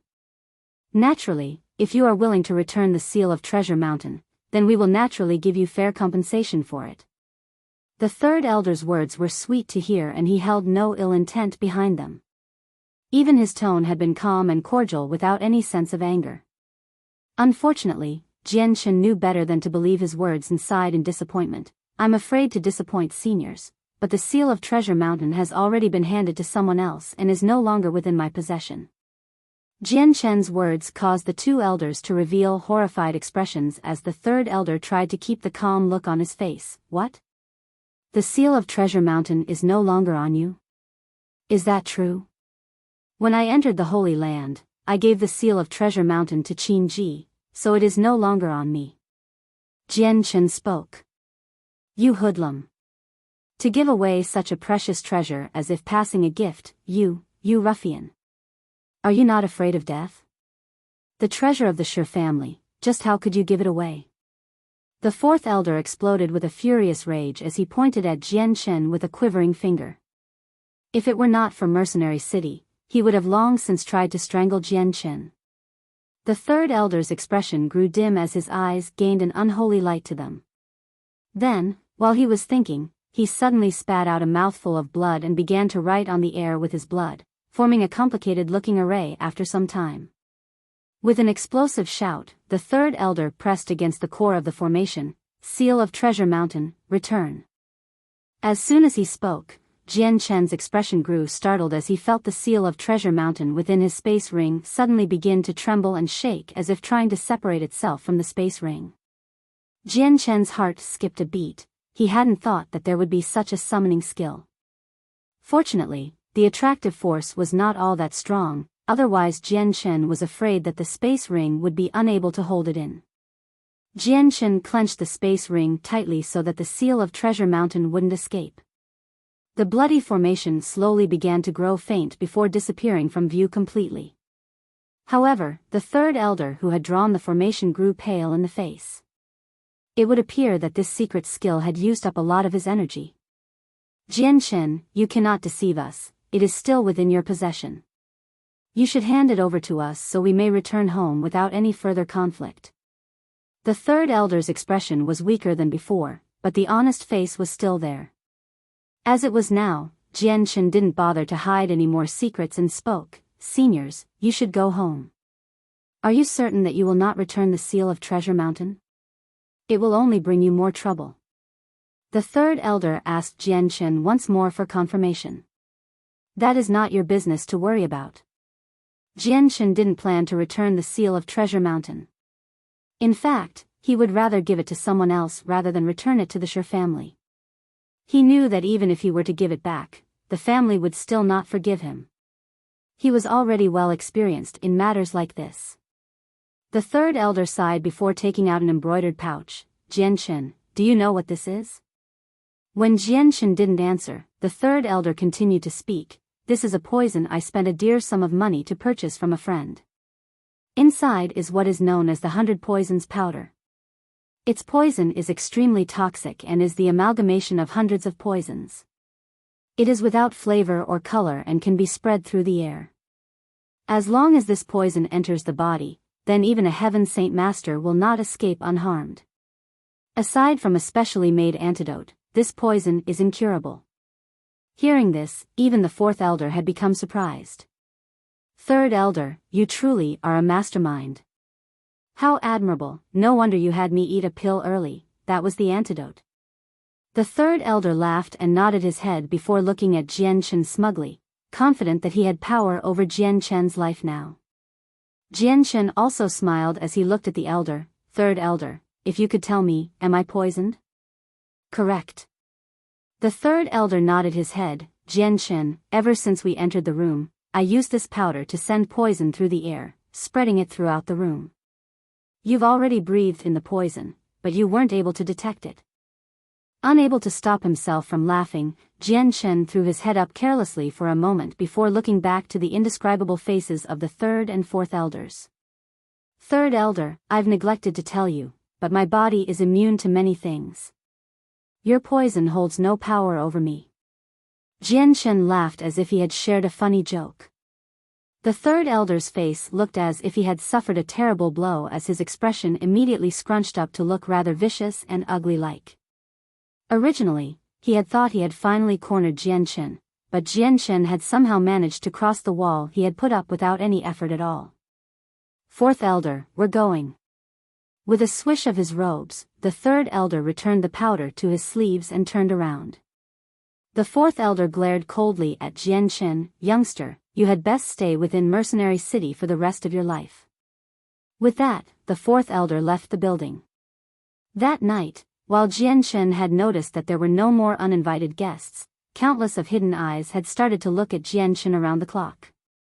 Jianchen knew that both the Jetta clan and Shi family were now monitoring him in an effort to prevent him from escaping from under their eyes and take their ruler armament away with him.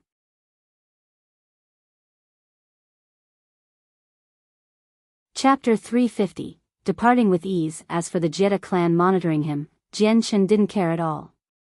This sort of development was something he had predicted a long time ago. On the second day, Jianchen left his room to stroll around the streets of Mercenary City. He walked east, he wandered west, there was no definite location in sight. But right behind him, several groups of men followed him from a decent ways away. Since they no longer feared being detected by Jianchen, they didn't care for being stealthy. Jianchen led the group on a day-long walk before finally returning back to his inn for the night. On the day after, Jianchen left the inn once more. When he left, the attendants behind him followed Jianchen 30 meters away. Not even caring to look at the group of people behind him, Jianchen wandered around Mercenary City once more. This time, staring toward the east while walking toward the west as if to enjoy the scenery around him. Soon, Jianchen came across a gambling house. With a smile that seemed ready to crack a joke, Jianchen walked into the place with the people behind him following him in. Within the gambling house, countless men were enthusiastically making noise. Those who had won money were crying out in joy, while those who had lost were all sighing with regret. Jianchen swiftly traveled through a group of people to an even larger crowd before blending in with the other gamblers. His figure instantly disappeared from the gambling house, leaving his stalkers to anxiously look around themselves. Emerging from the gambling house, Jianchen immediately switched streets and looked for a different inn to hide himself in. But by that night, Jianchen was found out once more as his stalkers surrounded the inn. What an annoying group of flies. Jianchen sighed to himself without any choice. With this group of people constantly chasing him, Jianchen couldn't leave Mercenary City. In the case the Jetta clan and Sher family leaders found out that he had left and his whereabouts, he would most likely be killed. The next day, Jianchen left his room and headed for the plaza where the palace was in Mercenary City. This area was where the inner city was connected to the outer road and the outside world. Since Jianchen was the king of mercenaries, his special identity allowed him to enter this place without any obstructions. However, a middle-aged man came to meet him this time instead. "Senior, this one would like to see the elders, would that be possible?" Jianchen asked him politely. The man shook his head, out of the question. Seeing the elders is not something that can be so easily done. Your ceremony has long since passed, unless the elders wish to see you first, you cannot see them. Jianchen had a dejected look on his face, but he asked, then would it be possible for me to leave Mercenary City via the Space Gate? Our Mercenary City Space Gate is for entering the city, which can only be used by the inner members. As for exiting the city via the Space Gate, you must have the permission of the elders, otherwise, even the inner members are forbidden from using it. The man explained. Depressed, Jianchen left the area. If he had known about this earlier, he would have asked the 8th elder for permission to leave the city during his time in the Holy Land. Wandering around the streets of Mercenary City once more, Jianchen began to think of an escape plan. After he had used the gambling house to escape his stalkers, they were now cautious of a second escape plan. Even the distance had decreased from 20 meters to a measly 5 meters. Even more audaciously, the group were now following Jianchen with an unbridled amount of arrogance, causing Jianchen no small amount of annoyance. If it were not for the fact that Mercenary City forbade violence, then Jianchen would have beaten them all up long ago for their arrogance. Jianchen knew that shaking them off at such a close distance would be too difficult. Even if he were to use the illusionary flash, if there were any wind attribute cultivators who were Earth Saint Masters, then at least 2 of them would be able to catch up with him. That night, Jianchen entered a random inn and ordered a meal and a room for the night to rest. The ones that were still following him had stumbled in as well and booked the adjacent rooms. The other group of men surrounded the inn in tight proximity to avoid Jianchen from escaping from them. The following morning, Jianchen left his room once more after eating an early breakfast. Then, he walked back into his room and began to cultivate. For the next couple of days, Jianchen hadn't left his room at all other than to eat a meal. The rest of his time was spent studying the illusionary flash. While the men outside his room still kept up a vigilant watch, they all realized that Jianchen was most likely planning to stay where he was for a long time, so they were now relatively relaxed. They needn't be on guard as they were a few days ago, but they still maintained a strong watch over Jianchen. No matter if it was day or night, there would still be someone watching, so it was as if there was a giant net being placed over the inn. In a flash, 10 days had passed by with Jianchen spending most of his time researching the illusionary flash. If he could understand the fragments of the profound mysteries of the world within his mind, then his comprehension of the illusionary flash would multiply several times over. He had already mastered the basics, allowing his speed to be double that of when he was in the gathering of the mercenaries. By now, Jianchen was almost comparable in speed to a 6th cycle wind-attributed Earth Saint Master. At the very least, he could survive against a Heaven Saint Master. Of course, this was only just a conservative guess. He had only mastered the basics, so he could only guess how fast he was. Just how fast he was exactly, he didn't know since he hadn't been able to test it out yet. Early one morning, Jian Shen slowly opened his eyes from his meditative posture and looked at the blooming skies. Muttering to himself, he spoke, "It's about time to leave." With that, Jian Shen got off his bed and allowed a faint glow of azure and violet to be emitted from his finger. Floating overhead, it reached the wooden ceiling and immediately bore a hole into it, causing the wooden ceiling to shred apart like tofu. With a gentle push, Jian Shen removed the half-a-meter-long circumference hole from the ceiling, revealing a single hole. Seeing the large hole, Jian Shen cracked a smile before putting the wooden hole back in place for the meanwhile, and then he left the room. As per usual, Jian Shen walked down for an early breakfast. After finishing, he walked back to his room and closed the doors and windows. Immediately, he began to take out a variety of herbs from within his space ring to begin to paint his face. Half an hour later, Jian Shen lifted his head to reveal a completely different face than before. By now, his face was that of an ordinary-looking middle-aged man with several cut marks and even a beard, giving him a fierce look. Looking at his own reflection, Jian Shen nodded his head. Suddenly, a cracking sound could be heard as Jian Shen's stature suddenly grew thicker and even his height was increased. In no time at all, Jian Shen's physique had grown burly, the complete opposite of what he was before. Adorning a black robe from within his space belt, Jian Shen once more cut off the long hair that had trailed down his shoulders, leaving behind a greatly diminished amount. Once this had been done, Jian Shen was a completely different person in appearance with absolutely nothing that could link the two together. Even Ming Dong and Qin Shao, who were both friends with Jian Shen, would not have been able to tell that this burly-looking man was him. Inspecting his face once more, Jian Shen made sure nothing had been overlooked before taking out the wooden hole cover from the ceiling. With a tiny leap, he immediately landed in the room above before replacing the hole. Closing the door to the room, Jian Shen walked outside. And just like that, Jian Shen had been able to avoid the eyes and ears of everyone else. As he strutted his way out, not a single person doubted him, let alone looked at him. As a result of the past few days, Jian Shen had deliberately allowed everyone to become accustomed to his habits. After his morning meal, he would shut himself up in his room in order to cultivate. Not a single one of them had figured that Jian Shen would change his appearances and try to leave.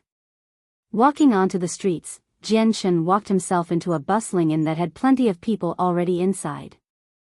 After ordering a room, Jian Shen disguised himself once more as a thin-looking middle-aged man before leaving the building. With all of this done, Jian Shen walked to a store where he bought a map and several other items necessary for living in the rural areas. Then, he walked to an isolated alleyway and changed his appearances once more. This time, Jian Shen disguised himself as a prominent son of a powerful clan.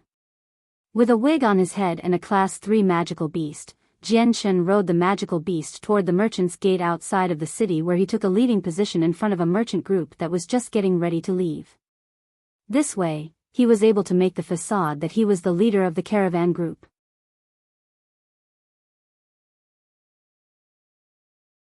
Chapter 351, Heroes Saving the Girl. 1. Half a day later, Jian Shen had managed to evade detection by following the caravan out of Mercenary City. Walking without leaving behind any tracks, not a single person was able to detect him. After some distance away, Jian Shen split off on his own path, away from the caravan, and the moment he saw no one around, he dismounted from his magical beast and began to use his illusionary flash. Whoosh! With the illusionary flash being utilized, Jian Shen shot forward like an arrow, leaving behind only the faintest of his mirror image as he flew at tremendous speeds. Running at full speed, Jian Shen's ears could only feel the wind blow past them in a deafening manner, causing him to be unable to hear anything. Even the scenery on both sides of him was rapidly blurring away, allowing him to only see a mixture of color, nothing too specific. This was the very first time that Jian Shen could use the illusionary flash to travel at high speeds across such a vast space of land, so the speed he was traveling at had astounded Jian Shen himself. With this speed, Jian Shen was certain that he could beat a sixth cycle wind attributed Earth Saint Master in speed, and only a flying Heaven Saint Master would be able to keep up. With this inconceivable speed brought to him by the illusionary flash, Jian Chen could only feel an intense amount of satisfaction. He wouldn't fear even a Heaven Saint Master chasing him now, plus, his mastery over the illusionary flash was only limited to the very basics still. Jian Chen couldn't help but wonder, if he were to master it to an extremely high level, just how fast could he travel? The illusionary flash was endlessly profound. Jian Chen had spent a long time just reaching a mastery over the basics. The difficulty as he grew to a higher level of understanding would only grow more. Ever since the beginning, when he had first started to learn the illusionary flash, Jian Chen felt that there was a deep connection with space regarding the illusionary flash. This had meant that Jian Chen would need to understand the profound mysteries of the world, which by extension had also meant that until he was a saint ruler, he would not be able to master the illusionary flash to a high extent. It's no wonder that this was an ancient skill that the past races had deemed to be a supreme technique that surpassed most in its complexity. Jian Chen thought to himself. Flying southward with the use of the illusionary flash, Jian Chen was trying his best to avoid the Jetta clan and Sher family's Heaven Saint Masters should they come. Across the vast plains, Jian Chen's figure had turned into a missile that flew across the world. With the battle skill that allowed him to travel far beyond what he used to be capable of doing, the intense gales of wind had kicked up a giant dust trail. It was quite a stunning sight, but fortunately for Jian Chen, there was not a single person around, so no one would be able to see it. 2 hours later, Jian Chen had traveled countless of kilometers away from Mercenary City. In the past, if Jian Chen were to try to guess how much he could travel within this same time span, he would never guess the amount he was traversing now. However, in these 2 hours, Jian Chen's 4th cycle Earth Saint Master level of Saint Force had already been halfway used up. The illusionary flash was a supplementary battle skill of the Heaven Saint tier level and not a Saint tier battle skill. Thus, the amount of Saint Force used for this battle skill was terrifying, and Jian Chen himself would be only capable of keeping it up for 4 hours. Ho! Suddenly, 5 kilometers away, a 3-meter-tall black devil panther had discovered Jian Chen and instantly flew toward him like a speeding bullet. Any panther-modeled magical beast was especially adept in speed. Furthermore, this was a Class 5 magical beast, so its speed was even higher. Staring at the devil panther with contempt, Jian Chen ignored it and continued to blow past it with his speed maxed out. The panther's maw bit at empty space before howling angrily and chased after Jian Chen. Despite it being extremely fast, Jian Chen was even faster, so the distance between the two only increased more and more. Another hour later, Jian Chen had traveled over at least 1,000 kilometers away from Mercenary City. With no other choice but to stop, he looked for a safe-looking spot to rest for a moment. Taking out a Class 5 monster core, he began to absorb the energy within to recover. After those 3 hours of running, Jian Chen had already used up 3/4 of his total Saint Force. If he didn't recover and he were to come across any unexpected trouble, he would be in no shape to deal with it. After 4 hours, Jian Chen's Saint Force had been fully recovered, allowing him to travel with the illusionary flash once more. 2 days later in Mercenary City, the men on the watch for Jian Chen hadn't seen any signs of Jian Chen. However, each one had thought that Jian Chen was merely stuck within a deep meditative study. After all, men of their caliber would often go for days without eating or drinking in order to focus on their cultivation. So this did not worry the stalkers too much. There were also countless men surrounding the inn day and night as well. Even a housefly wouldn't be able to escape if they wanted, let alone a person. At this moment, several mercenaries entered the inn. After a meal, one of them climbed up to his reserved room. Bang!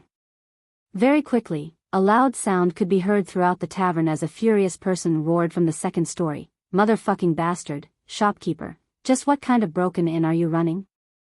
Just how could there be a hole on the ground? Fuck, I goddamn fell from the 3rd floor to the 2nd floor." Hearing the angry roar, all of the people in charge of watching out for Jian Chen were all stunned and instantly responded. Immediately running for the 2nd floor where Jian Chen's room was, they flung open the door only to discover that a single man was swearing furiously on the floor. On the ceiling was a single half-meter wide hole. Not good, he escaped. Everyone instantly grew pale as they immediately reported to the others before setting out to look for him. Not too long after, news of Jian Chen's sudden disappearance had been reported to the Jetta clan and Shi family elders. Immediately, the two elders exploded with rage as they rained curses on their men. Useless, you useless pieces of trash. Are each and every single one of you blind? You are all truly trash. With so many people watching just one man, he still managed to slip away from under your nose. Hurry up and look for him. If you can't find him, then don't even bother coming back. The fourth elder of the Shi family howled. The third elder was calmer than the fourth and looked down at the kneeling men in front of him. You didn't see Jian Chen leave or even when? One man instantly reported all that he knew to the third elder. Hearing this, the elder hummed in contemplation. It seems that this Jian Chen had altered his appearances and slipped away in secret. I didn't think that he would have such a skill set like this. How extraordinary. Third elder, then what should we do now? The fourth elder spoke. The third elder had been the smarter one of the two, and so he wanted to see just what new plan could be made. What else?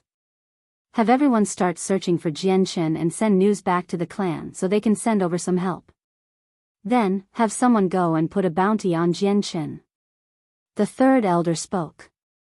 Jian Chen is the king of mercenaries. If we were to go to the mercenary union and place a bounty on him, then wouldn't the entire mercenary city know that we are his enemies?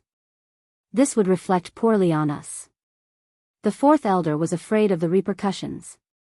Don't worry, fourth elder. Even if they know, the city wouldn't bother to interfere. It would be only if they had a connection with each other that they would interfere, but other than that, they won't. The third elder spoke with confidence.